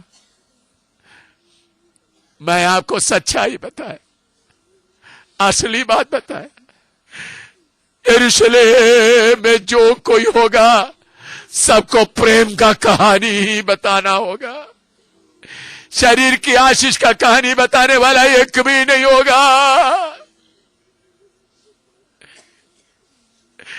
कष्ट उठाया हुआ लोग, दुख उठाया हुआ लोग, जिसको आरे से चीरे गए थे, जिसको पथरवाह किए गए थे, उनके कष्टों के सामने आपका कष्ट क्या है? कुछ भी नहीं। अब कुछ भी नहीं सहा। मेरे प्यारे भाई बहनों, अब कुछ भी नहीं सहा।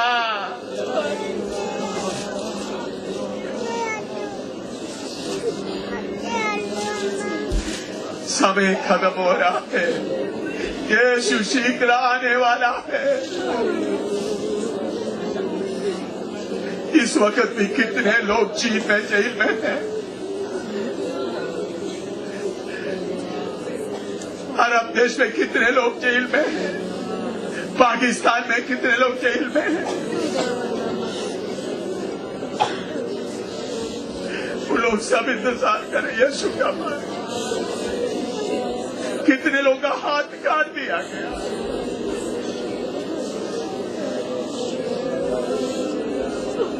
कितने लोगों का पांव काट दिया। कितने लोगों का जीव काट दिया।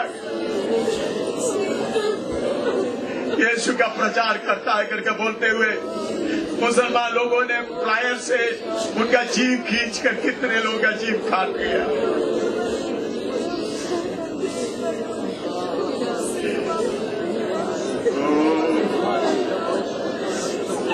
उन लोग छुटकारा नहीं चाहा।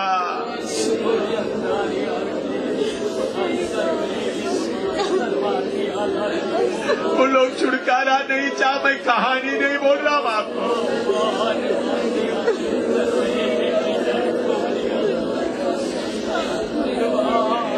क्या आपको ये प्यार चाहिए? या गंदा प्यार, बच्चों का प्यार, पति का प्यार, अपना प्यार?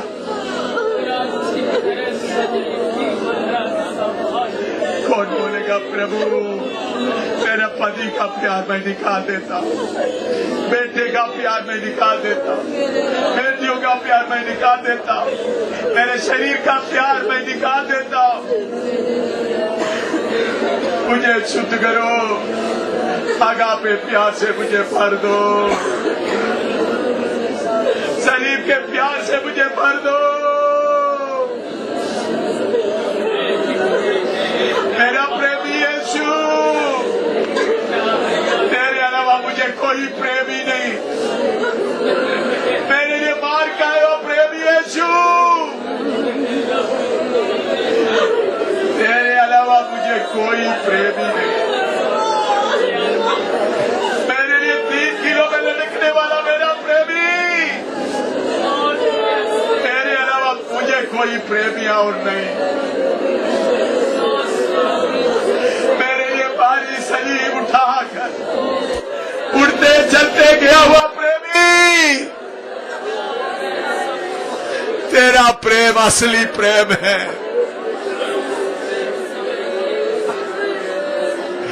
मेरा प्रेमी, आपके पीछे मुझे खींचो, प्रेम की रस्सी से मुझे खींचो। दुनिया का नकली प्रेम नहीं चाहिए मुझे, पति का नकली प्रेम मुझे नहीं चाहिए, मेरे बेटे का मुस्कुराहट मुझे अभी नहीं देखना, मेरे बेटी का बोलने का ढंग मुझे नहीं देखना, मुझे सलीब को देखना। भारत के लिए कीमत देना मैं चाहता हूं। जैसा मैं यमी के बारे में बताए, पति कुवैत में काम करते वक्त ये भी अपने काम कर रहा, कैसा मकान पूरा करना है, इसलिए खुशी से कर रही है। पौलुस बोलता है मसीह के लिए, उनका शरीर के लिए जो कष्ट में सहता हूं उसमें मैं खुश होता हूं।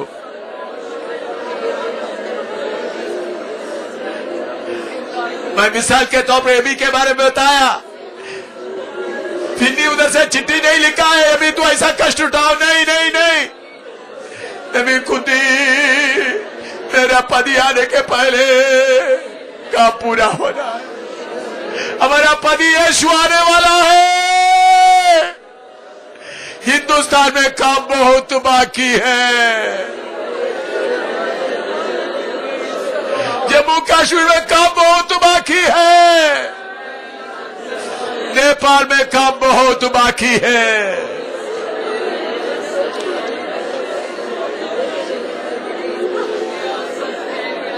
अपना मतलब का बात छोड़कर यीशु का प्रेम में बांधे हुए कौन जाएंगे? Hallelujah, hallelujah, hallelujah,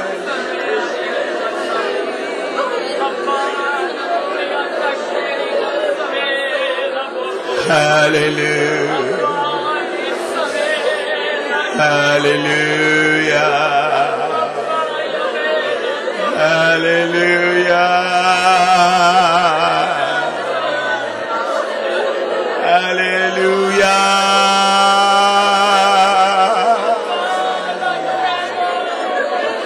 hallelujah. ये भोजन आप खाओ, ये आत्मिक भोजन आप खाओ, सिर्फ दिमाग में नहीं, इसके ऊपर मनन करो, ये खाओ अभी। हालेलुया, यावा यमाना शाबला रेबला।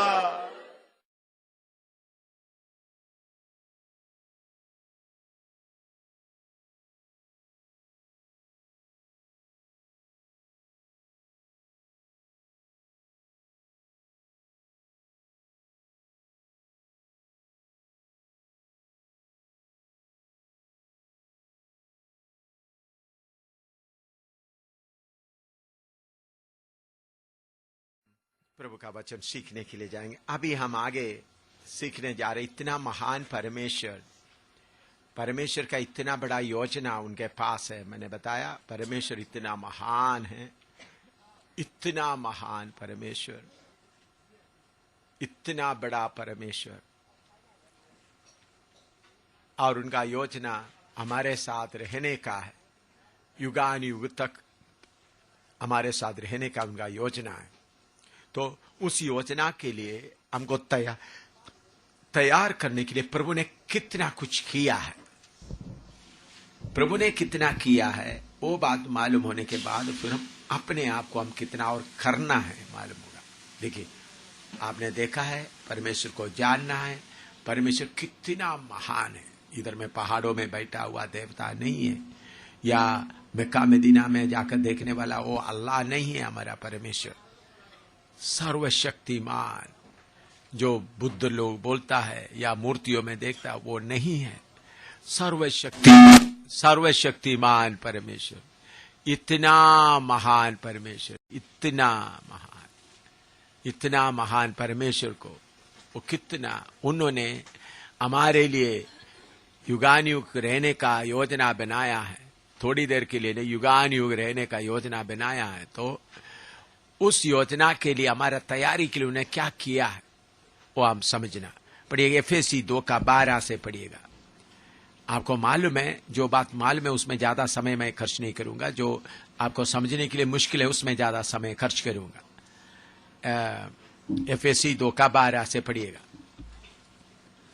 तुम लोग उस समय मसीह से अलग और इस्राएल की प्रजा के पद से अलग किए हुए और प्रतिज्ञा की वाचाओं के भागी ना थे, और आशाहीन और जगत में ईश्वर रहित थे, पर अब तो मसीह। देखिए, पहले हम कौन थे? और एक बार उधर तक पढ़िएगा दोबारा।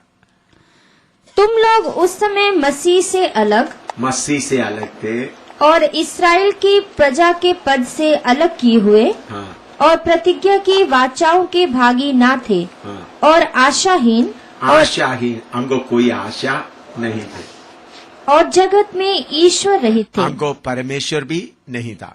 जिसको हम परमेश्वर करके पूछते थे वो परमेश्वर नहीं था, वो शैतान की धोखे था। पहले हमको आशा नहीं था, अभी हमको आशा मिला।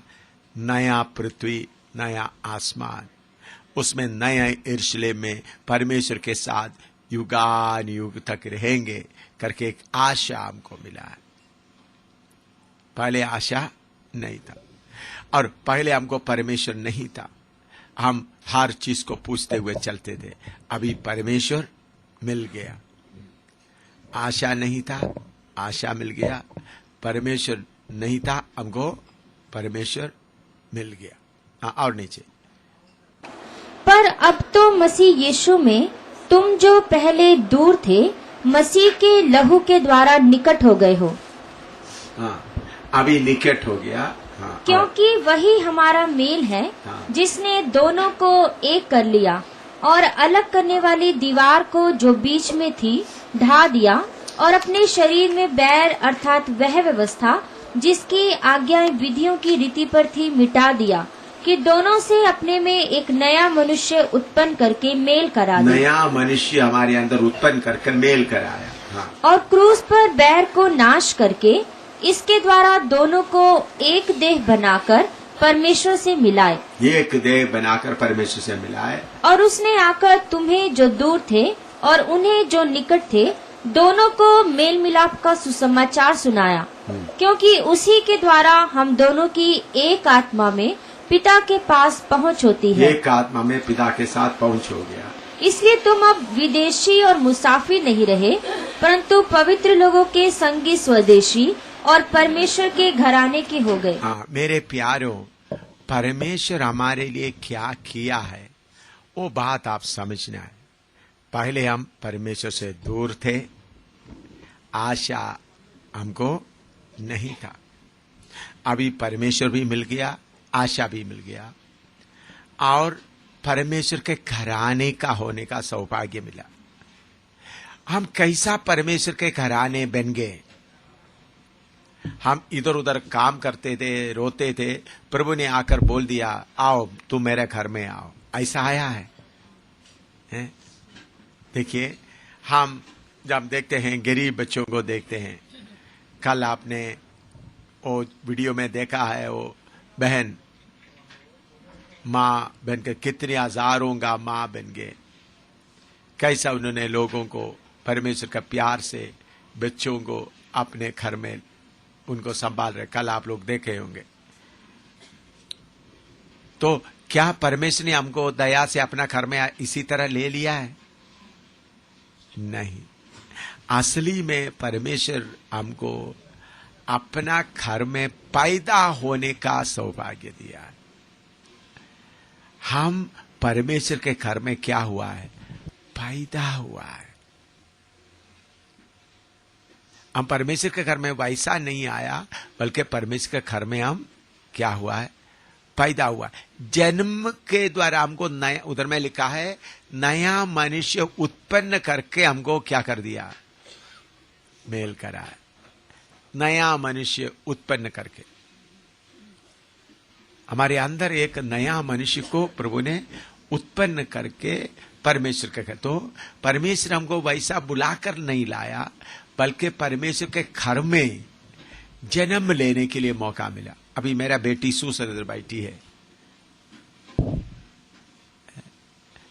उनको मैं आपको बोलता, बेटी दुखी नहीं होना। बेटी जब स्कूल में पढ़ती है, जब स्कूल में पढ़ रहा था, उनका दोस्त लोग बोलने लगा, देखो तुम्हारा पापा तुमको इतना प्यार नहीं करता है, इतना कुछ नहीं करता, क्योंकि तुम उनका बेटी नहीं है, तुमको किसी के घर से गोद लिया है। मेरा बेटी आकर वो पढ़ रही थी स्कूल में, आर्मी पब्लिक स्कूल में पढ़ते समय में, देखो पापा बाकी ऑफिसर लोग क्या करते हैं, अपने बच्चों को हर जगह में घुमाने ले जाता है, ऑफिसर मेस में जाता है, ऑफिसर क्लब में जाता है। मैंने कभी भी मेरे बच्चों को ऑफिसर क्लब में नहीं लेके। ऑफिसर क्लब में मेरे बच्चों, हमको बच्चों को लाने, ऑफिसर क्लब के लिए हमारा पैसा देता है। ऑफिसर क्लब में मेरा पत्नी को भी एक बार भी ऑफिसर क्लब में लेके नहीं, हमारा मेस में ले गए। उधर में उधमपुर में चोपड़ा चौक के आगे, वो जगह का नाम क्या, उधर में ऑफिसर क्लब था, जो चिनार में ऑफिसर क्लब है। ऑफिसर क्लब में स्विमिंग पूल है, ऑफिसरों का सारा बच्चा उधर आकर खेलते कूदते, स्विमिंग करते हैं, डांस करते, उधर डांसिंग सिखाता है, सब कुछ करता है। बाकी ऑफिसरों का बच्चा सबको। तो मेरा बेटी को एक बार भी उधर नहीं लगे। मेरे पत्नी को कोई बहुत बड़ा कोई जनरल आता हो तो उधर में एक पार्टी रहता, उधर में सिर्फ एक पार्टी के लिए सिर्फ ले गए, बाकी डांस बाकी वगैरह का कभी लेकर नहीं गए। तो इनके दोस्त लोग पूछे, देखो तुम्हारा पापा तुमको ये नहीं कहता, तुम्हारा पापा तुमको ऐसा, तुम उनके घर में जन्म नहीं लिया, तुमको गोद लिया। आपको मालूम है, फिर बेटी सूसन उधमपुर में मिलिट्री हॉस्पिटल में उसका जन्म हुआ। तो मैं मिलिट्री हॉस्पिटल का जो ऑफिसर के लिए लिखा हुआ सर्टिफिकेट उधर से मिलता है, कैप्टन AM सामुएल का पत्नी अम्मनी का बेटी इतना बजे जन्म लिया करके वो कागज दिखाना पड़ा उनको। इधर बैठी है, तो शायद उनको याद होगा, देखो बेटी तुम वैसा घर में नहीं आया, बल्कि तू मेरे घर में क्या हुआ है, जन्म लिया है। तो मैं क्यों ये बात बताया है, हम हरेक प्रभु के घर में वैसा नहीं आया, बल्कि क्या हुआ है, जन्म लिया। पहला पत्रोस 1:23 पढ़ो, पहला पत्रोस 1:23। क्योंकि तुमने नाशवान नहीं पर अविनाशी बीज से परमेश्वर के जीवते और सदा ठहरने वाले वचन के द्वारा नया जन्म पाया है। वचन के द्वारा क्या पाया है, परमेश्वर के वचन के जैसा मैं और मेरा पत्नी के द्वारा मेरा बेटी जन्म लिया, इसी मुताबिक परमेश्वर का वचन के द्वारा क्या हुआ है, हम जन्म लिया है। जन्म से हम परमेश्वर के घर में आया है। इसलिए प्रभु यीशु कहता है, यूहन्ना 3:3 पढ़ो, 3 से 6 तक पढ़ो, यूहन्ना सुसमाचार 3:3 से 6 तक पढ़ो। यीशु ने उसको उत्तर दिया कि मैं तुझसे सच सच कहता हूँ, यदि कोई नए सिरे से ना जन्मे तो परमेश्वर का राज्य देख नहीं सकता। निकोदेमस ने उससे कहा, मनुष्य जब बूढ़ा हो गया तो क्यों कर जन्म ले सकता है? क्या वह अपनी माता के गर्भ में दूसरी बार प्रवेश करके जन्म ले सकता है? यीशु ने उत्तर दिया कि मैं तुझसे सच सच कहता हूँ, जब तक कोई मनुष्य जल और आत्मा से ना जन्मे तो वह परमेश्वर के राज्य में प्रवेश नहीं कर सकता। क्योंकि जो शरीर से जन्मा है वह शरीर है, और जो आत्मा से जन्मा है वह आत्मा है। देखिए मेरे प्यारो, हम परमेश्वर के घर में वैसा नहीं आया, बल्कि क्या हुआ है, कैसा हुआ है, जन्म लिया। हालेलुया। कोई आपको बोले आप धर्म परिवर्तन किया, आपने बोलना भाई मेरा मजहब नहीं बदला, मेरा धर्म परिवर्तन नहीं हुआ, घर परिवर्तन हुआ, घर बदल गया। पहले किसके घर में था, शैतान के घर में। अभी किसके घर में आ गया, परमेश्वर के घर में आया है। पहले किसके घर में था, शैतान के घर में। अभी किसके घर में आया, वो कैसा जन्म हुआ, परमेश्वर का वचन हमारे अंदर जाकर हमारे अंदर एक नया मनुष्य उत्पन्न हो, वो हमेशा तक जीवित रहने वाला है। तो प्रभु ने हमको वैसा इधर उधर से बुलाकर लेकर आया नहीं। अभी मेरा बेटी को मैं बोलूं निकल जाओ मेरे घर से, अभी तो शादी हो गया, तो बोले अपना छोटा सा जगह दिल्ली में बनाया, तो फिर भी मैं उनको बोले निकल जाओ आप मेरा घर से, तो वो क्या बोलेगी, मैं किधर जाऊं, मेरा घर यही है। जब हम घर में जन्म लिया है, हर बात का हकदार भी है, हम हर चीज का हकदार भी। जन्म लिया तो जन्म से हक है, हर चीज का हक है। अभी उदाहरण के तौर पर मैं आप लोगों को ऐसा बात नहीं होगा, लेकिन समझाने के लिए नहीं बोलता। अचानक मेरा मौत हो गया, इधर बैठे बैठे, ये घड़ी इधर है, ये शारीरिक चीज है, आप सबको हक है मसीह में, लेकिन शारीरिक के तौर पर कौन किसको हक है उनका, मेरा बेटी इधर बैठा है। इधर में बैठा, अचानक आप सबको हक है आत्मिक तौर पर है, लेकिन समझाने के लिए बोलता हूं, तो जन्म से मिला हुआ हक है। हम परमेश्वर के घर में बाकी लोगों की तरह भीख मांगने वाला नहीं है।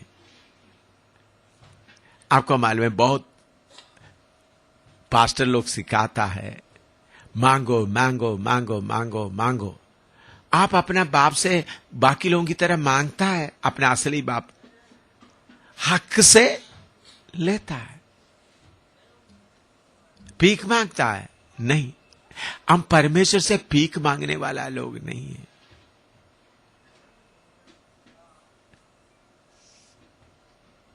हम परमेश्वर से भीख मांगने वाला लोग नहीं है। भीख मांगकर हम चलना नहीं, परमेश्वर से भीख मांगते हुए नहीं, बल्कि हम परमेश्वर का घर में जन्म लिया है। तो इधर मैं दोबारा बताना चाहता हूं, हम प्रभु के घर में कैसा आया? बोलो, जन्म से आया। प्रभु के घर में हम जन्म लिया है। तो प्रभु के घर में जन्म लिया है तो हम प्रभु से उस हक के द्वारा चलना है। रोमी 8 का 16-17 भी पढ़िएगा। रोमी 8 का 16-17। आत्मा आप ही हमारी आत्मा के साथ गवाही देता है कि हम परमेश्वर की संतान हैं। आत्मा आप ही हमको गवाही देते हैं, हम किसका संतान है? परमेश्वर का संतान है। लेकिन एक समस्या इसके बीच में है। वो समस्या गलातियों की पत्री 4 का 1 से 7 तक पढ़िएगा। गलातियों की पत्री 4 का 1 से 7 तक। मैं यह कहता हूँ कि वारिस जब तक बालक है, यद्यपि सब वस्तुओं का स्वामी है, तो भी उसमें और दास में कुछ भेद नहीं, परंतु पिता के ठहराए हुए समय तक रक्षकों और भंडारियों के वश में रहता है। वैसे ही हम भी जब बालक थे तो संसार की आदि शिक्षा के वश में होकर दास बने हुए थे, परंतु जब समय पूरा हुआ तो परमेश्वर ने अपने पुत्र को भेजा, जो स्त्री से जन्मा और व्यवस्था के अधीन उत्पन्न हुआ, ताकि व्यवस्था के अधीनों को मोल लेकर छुड़ा ले और हमको लेपालक होने का पद मिले। और तुम जो पुत्र हो, इसलिए परमेश्वर ने अपने पुत्र के आत्मा को, जो हे अब्बा हे पिता कहकर पुकारता है, हमारे हृदय में भेजा है। इसलिए तो अब दास नहीं परंतु पुत्र है, और जब पुत्र हुआ तो परमेश्वर के द्वारा वारिस भी हुआ। देखिए, इधर में हम परमेश्वर का पुत्र है तो भी कोई पुत्री नहीं।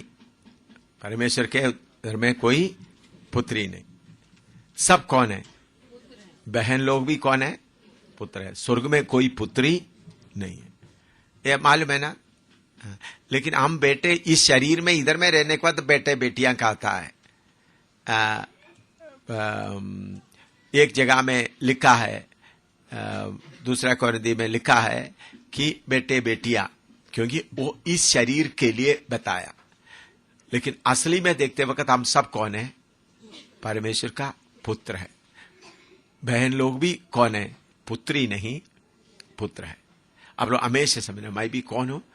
पुत्र हूं। स्वर्ग में हम बराबर है, पुत्र है, कोई पुत्री नहीं है।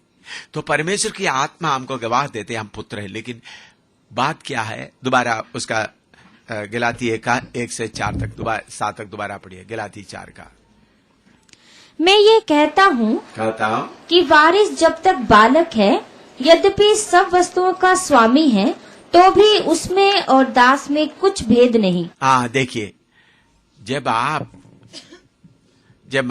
मैं फिन्नी और सूसन जन्म लिया, फिन्नी था, मेरे पास स्कूटर था, बाकी चीजें कार बाकी वगैरह था।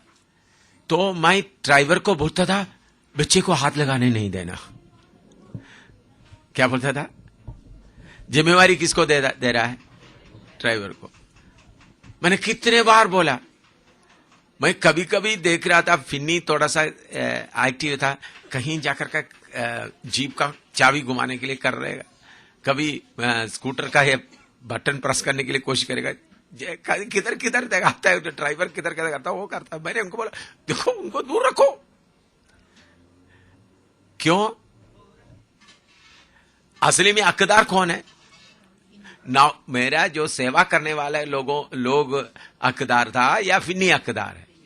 फिन्नी हकदार। फिर भी उनको हाथ लगाने नहीं देता, उनको बोलता था देखो इनको हाथ लगाने नहीं देना। इसी मुताबिक आप लोग प्रभु के घर में जब छोटे बंजे अनजान में बने रहेगा तो प्रभु कोई हाथ लगाने नहीं देगा।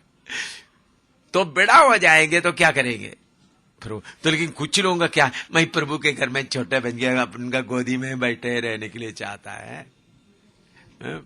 बहुत लोग क्या कहते हैं प्रभु मुझे पेटिए, प्रभु मुझे चुमता रहे। तो फिन्नी मेरे गोद में बैठ करके हमेशा सूसन मेरे गोद में बैठकर मैं उसको किस करते चुमते रहते, तो आइसक्रीम मिलेगा, लालीफाफा मिलेगा, क्या क्या है जो जो चाहिए मिलेगा, लेकिन कार और स्कूटर बाकी चीज मिलेगा उनको? बोलेगा हाथ नहीं लगाना। किसको बोलेगा? नौकर को बोलेगा। लेकिन थोड़ा बड़ा होने के बाद बोलेगा कार ले जाओ, स्कूटर ले जाओ। है?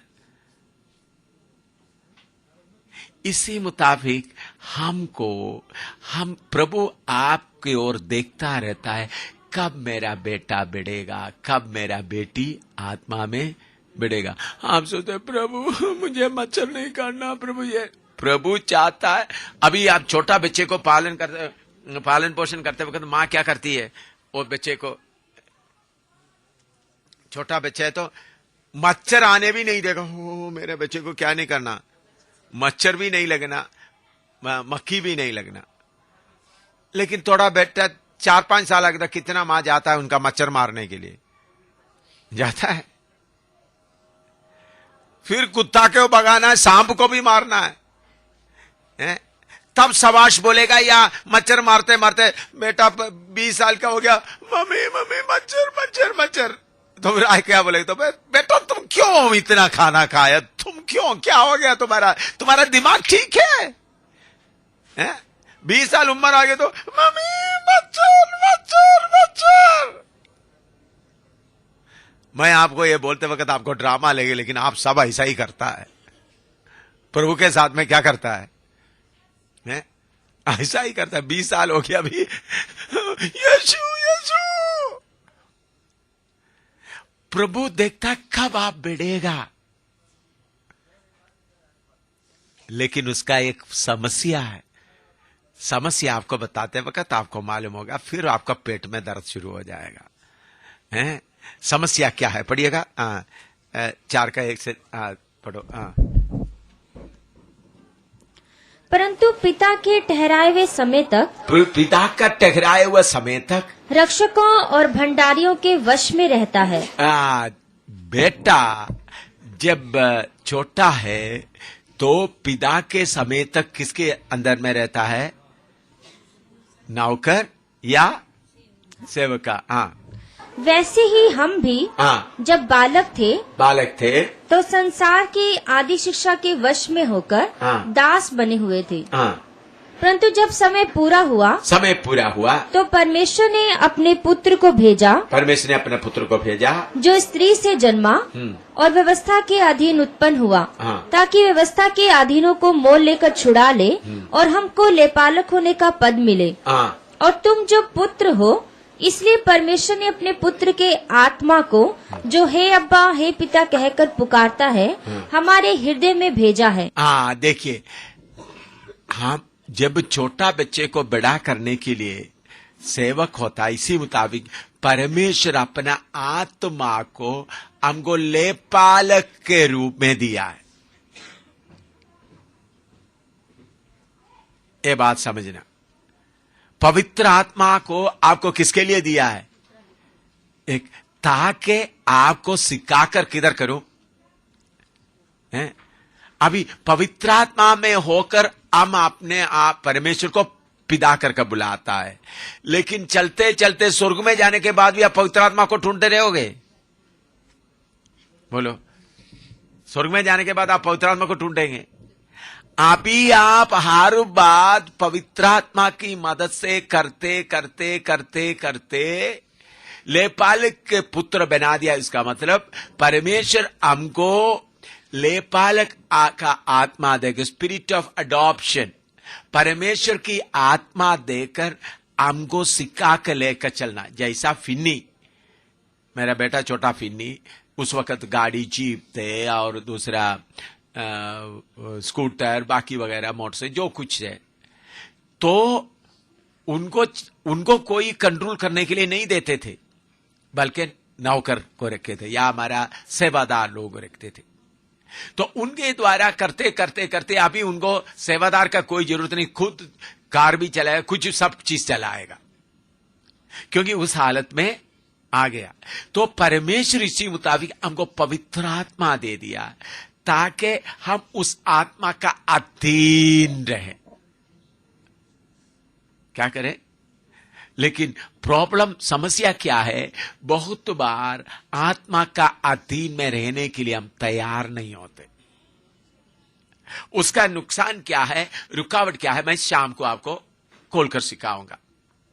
तो परमेश्वर हमको परमेश्वर के घर में जन्म लेने का मौका दिया है, तो भी हम पवित्र आत्मा के अधीन में रहने के जगह में अपना मन की इच्छाओं में हम चलना शुरू करता है। तो इस कारण आत्मा में जितना बढ़ना चाहिए उतना हम बढ़ता नहीं। अभी भी क्या बन के रहा हुआ है? छोटा बच्चा, छोटा बच्चा बन के रहा है। तो लेपालक होने के लिए, लेपालक आत्मा देकर पुत्र का असली दर्जा बनने के लिए हमको लाया, लेकिन बहुत बार हमारा इच्छाएं आकर रुकावट डालता है। हम अनजाने में हमारा बुद्धि के तौर से आने वाला इच्छाओं का अधीन हो जाता है। तो ऐसा इच्छाओं का अधीन होने के कारण आत्मा का जितना बल आपके ऊपर होना चाहिए, आत्मा के द्वारा जितना अधिकार आपको मिलना चाहिए, वो अधिकार आपको नहीं मिलता। इधर लिखा, बेटा जब छोटा है, बालक है, दूसरों के अधीन में रहता है। हमको पवित्र आत्मा के अधीन में रहकर चलेगा तो जल्दी हमारा क्या होगा? बढ़ेगा। लेकिन हम पवित्र आत्मा का अधीन में नहीं रहता, बल्कि अपना मन की बातों के अनुसार रहता है। अपना मन की बातों के अनुसार रहने के कारण जितना आगे बढ़ना चाहता है उतना बढ़ने के लिए रुकावट हो जाता है। तो ये बात सब लोग अच्छी तरह समझना। गलाती 5:17 पढ़िएगा। गलाती 5:17। क्योंकि शरीर आत्मा के विरोध में और आत्मा शरीर के विरोध में लालसा करती है, और ये एक दूसरे के विरोधी हैं, इसलिए कि जो तुम करना चाहते हो वह ना करने पाओ। शरीर आत्मा के विरोध में, आत्मा शरीर के विरोध में क्या करता है? लालसा, आपस में लड़ते रहता है। बहुत बार हमारे अंदर का जो शारीरिक था, बहुत बातों को हमारे अंदर में ले आता है। वो ले आकर हमको हमको चलाने के लिए हम रुकावट बन जाता है। तो जब आत्मा हमको चलाने में हम रुकावट बन जाते तो हम कमजोर होता है, कभी बढ़ता नहीं है। मैंने देखा है कुछ विश्वासी 20 साल का है, 30 साल का है, उसके बराबर में 2 साल का विश्वासी उसे आगे बढ़ जाता है।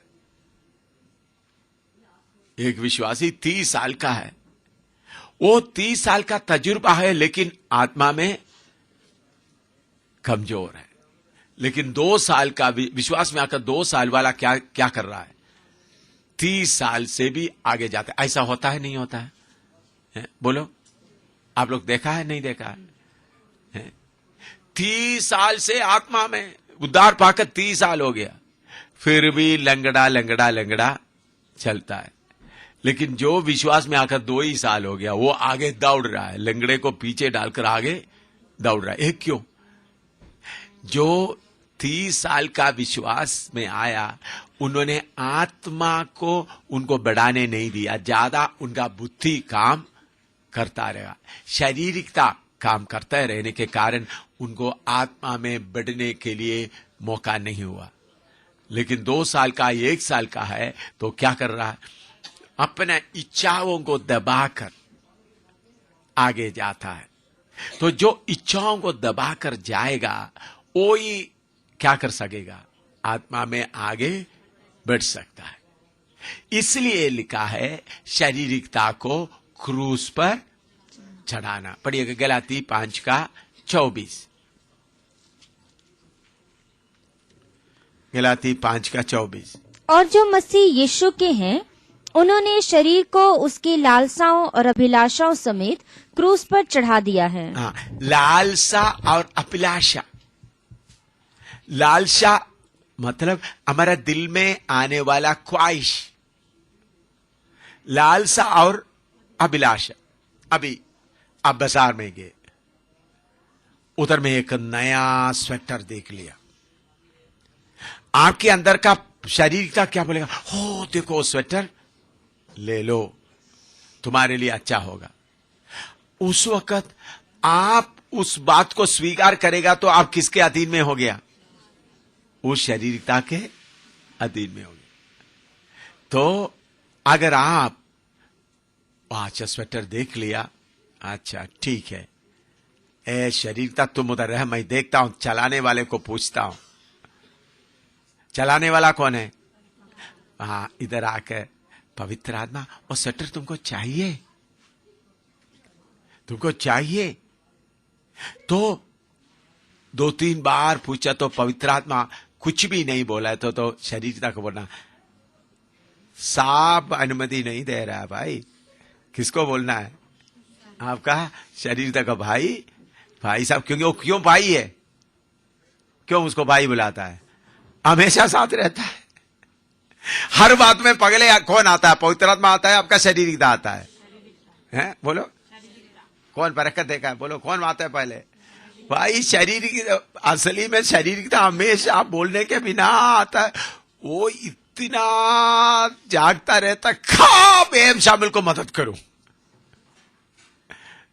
आप लोगों को शायद ऐसा करता नहीं होंगे, आप लोगों से दूर रहते, डरते हुए दूर रहते होंगे शरीरता, है ना? हैं? आप लोग बड़ा डंडा लगाते हैं, इसलिए शरीरता मुंह नहीं खोलते होंगे। हैं? हमेशा हमको हर बात में मदद करने के लिए आने वाला कौन है? फर्स्ट। आप बोलो ना बोलो, सुबह हो, दिन में, रात को, तो शरीर का मदद करने के लिए इतना आगे आ जाता है। पवित्र आत्मा तभी आता है। पवित्र आत्मा असली में इस बात में बहुत सोंपेरी, स्वयं सुस्त है? सुस्त मैं बोलता क्यों? उनको जाके जगाने के बिना वो आगे नहीं आएगा। ये भी आप समझा है? तो अभी आप बाजार में गया, एक स्वेटर देख लिया। कल मुझे एक स्वेटर अच्छा मिला है, बहुत अच्छा है, धन्यवाद हो। मैं प्रार्थना दिल्ली से मैं लोग लेके आया, अच्छा है, गर्म है। मैं प्रभु का धन्यवाद दिया। मैंने तो कहा पहनना है या? तो बोला पहन लो। ठीक है, तो जब पहन लो को बोल दिया तो मैं पहन लिया। और पहनने के लिए पवित्र आत्मा नहीं बोलना तो मैं क्या करना था? नहीं पहनना था, पहन लो। ठीक है, धन्यवाद। तो मैं पहले पवित्र आत्मा से पूछा, खोलकर देखना है? मैंने खोलकर, बहन लेके आए, खोलकर देखना है। तो उसके लिए भी पवित्र आत्मा बोला खोलो देखो। फिर बोलो, फिर पहनना है, पहनने के लिए अनुमति दिया। तो हम हमारे जीवन में जो कोई भी बात आते समय में हमारा बोलने के पहले कौन मदद के लिए आता है? तो अगर हम उस बात को मान ले तो फिर आत्मा में क्या होता जाता है? कमजोर होता जाता है। तो आपका शारीरिकता को डंडा लगाएगा तो आत्मा बढ़ेगा। तो शैतान क्या चाहता है? आप आत्मा में कभी ना बढ़े, हमेशा गुलाम बन गए। तो इसलिए शैतान हमेशा आपका शारीरिकता को जाओ जाओ ना, जाओ ना, मांगो ना, करना, शारीरिकता को क्या करता रहता है? हमेशा आगे पुश करके, जिसको शारीरिकता को गला, उसका गला पकड़ने का जिसको आता है, उनका आत्मा बढ़ता है। कोई खाने का चीज हो, अभी एक बहन मुझे आकर बोल रहे थे, देखो आप हमारे लिए इतना तेल वगैरह खर्च करके, खाना वगैरह खाने के लिए इतना पैसा खर्च करके आप क्यों खिला रहा है? एक बहन, ये तो हमको ये हमारे लिए अच्छा नहीं था। मैंने बोला प्रभु ने आपको खिला रहा है, प्रभु ने बोला इनको खिलाओ, ताकि शायद मालूम नहीं आपको और आगे क्या प्रॉब्लम होना। प्रभु ने बोला इनको खिलाओ, जितना हो सकता है तुमसे हो सकता है, जितना तैयार कर सकते हो उनको क्या करो, खिला। हम इधर प्रार्थना भवन में अभी आप और किसी दिन में आकर देखना कौन सा खाना हम खाता है? अभी हम लोग, अभी किसी दिन आप लोग सरप्राइज थोड़ा विजिट करके देखना हमारा प्रार्थना भवन में क्या बनता है, आमतौर पर हम क्या खाता है। लेकिन इस वक्त प्रभु ने बोला अच्छी तरह खिलाओ, जितना हो सकता है। तो बहन ने बोला क्यों मैं ऐसा कर रहा? अभी ब्रेक के समय में एक बहन बोला अब मुझे दुख लगता है। तो देखो बहन लोग, आप लोग कोई उपवास नहीं करना, पेट भर कर खाना, क्योंकि आपका शरीर किसका मंदिर है? किसका? देखो शरीर को नहीं मारना, बहुत लोग शरीर को मारता है, भाई शारीरिकता को मारना है, शरीर को नहीं मारना। कुछ लोग क्या करता है, ओ मेरे अंदर में इच्छा आ गया, ठीक है अभी आज पूरा उपवास करेंगे, उसके बाद दूसरे दिन डबल खाएंगे, शारीरिकता फिर भी नीचे जाएगा, शारीरिकता और डिग्री पकड़ेगा। भाई शरीर को नहीं मारना, शारीरिकता को मारना है। इस शरीर को मारना, शारीरिकता को मारने में फर्क है, वो बात मैं आपको समझाता। अभी आपने आपके मुंह से कोई एक गाली निकल गया, गाली निकल गया तो मुंह से निकला, तो इसलिए क्या मुंह को एक थप्पड़ मारो? जीव तूने गाली, तो जीव को लेकर क्या करें? जीव को बाहर निकाल कर उसको सुई लगाओ। बोलो, ये हिंदू लोग और ये कैथोलिक लोग भी, कैथोलिक या फ्रांसीसी लोग क्या करता है, रस्सी कमर में बांधते हैं, उधर से कीड़े निकलता है। कुछ लोग जूता में की लगाकर उसके ऊपर चलता है, शरीर को मारता है। भाई शरीर को मारने से कोई फायदा नहीं, शरीर के अंदर एक शारीरिकता रहता है, उसको मारना है। उसको कैसा मारना है? उसका जो मांग को क्या नहीं करना, पूरा नहीं करना। उपवास कर दिया, उपवास इसलिए करना है प्रार्थना करने के लिए टाइम मिल जाए, अपने आप को नम्र करने के लिए। शारीरिकता को मारने के लिए उपवास करने से काम नहीं बनेगा। उपवास कर दिया तो पूरा थोड़ा सा एक डबल खतरा है। कैसा? तुमने शरीर को मार दिया ना, अभी डबल खा लो, डबल खा लो। और पूरा ऐसा नहीं, हमारे मन के अंदर आने वाला बातों को, शारीरिकता का बातें, उदाहरण के तौर पर आपको किसी बहन के खिलाफ आपने गुस्सा कर दिया, तो गुस्सा करने की जगह में गुस्सा कर दिया, ओ तूने उस बहन से गुस्सा कर दिया, आज तुम दोपहर को खाना नहीं खाएंगे। आप लोग सुन रहे हैं ना मेरी बात? कितने लोगों को समझ में आ रहा है? अभी एक बहन के साथ आपने गुस्सा कर दिया, वो गुस्सा हो गया, ठीक है इसको सजा देता हूं, आज दोपहर को खाना नहीं खाएंगे। सोचे हाँ ठीक है खाना नहीं खाया इसलिए गुस्सा कंट्रोल होगा, सोचकर आप रहते हैं। भाई गुस्सा कंट्रोल नहीं होगा। शाम को खाना खा लिया, दूसरा दिन उसका डबल गुस्सा आ जाएगा। तो इसलिए कैसा करना है, गुस्सा करिए तो खाना खा लिया, तो उस बहन के साथ में गुस्सा किया, पब्लिक के सामने जाकर उनका पांव पकड़े, पब्लिक के सामने जाकर उसका पांव। तब किसको लगता है चोट? शारीरिकता को। पब्लिक के सामने जाकर उसको बेइज्जती कर, जो व्यक्ति अपने आप को बेइज्जती होने देता है वो जल्दी आगे बढ़ेगा। जिन्होंने अपना बेइज्जती, नहीं मुझे बेइज्जती नहीं होना, बहुत रोना आएगा। कौन रोता है मालूम है? शारीरिकता का बच्चा बहुत रोता है। ओ तुमको बेइज्जती हो गया, मैं क्या करूं? बेइज्जती हो गया, मैं और लगाऊंगा तुमको, रो और जोर से। आप लोग क्या करो? मुझे बेइज्जती हो गया, मुझे बेइज्जती कर दिया।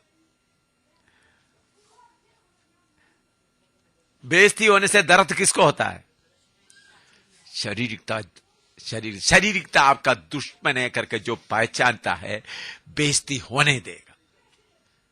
बेइज्जती करो, बेइज्जती करने वालों को बोलेगा शाबाश मारो। और मेरे साथ एक बंदा है, उसका नाम शारीरिकता है, वो कोई भी किसी बात से मुझे आगे जाने नहीं देता, आप लोग मारो उसको। तो जिन्होंने बेइज्जती करने रोता है वो हमेशा क्या करता रहेगा?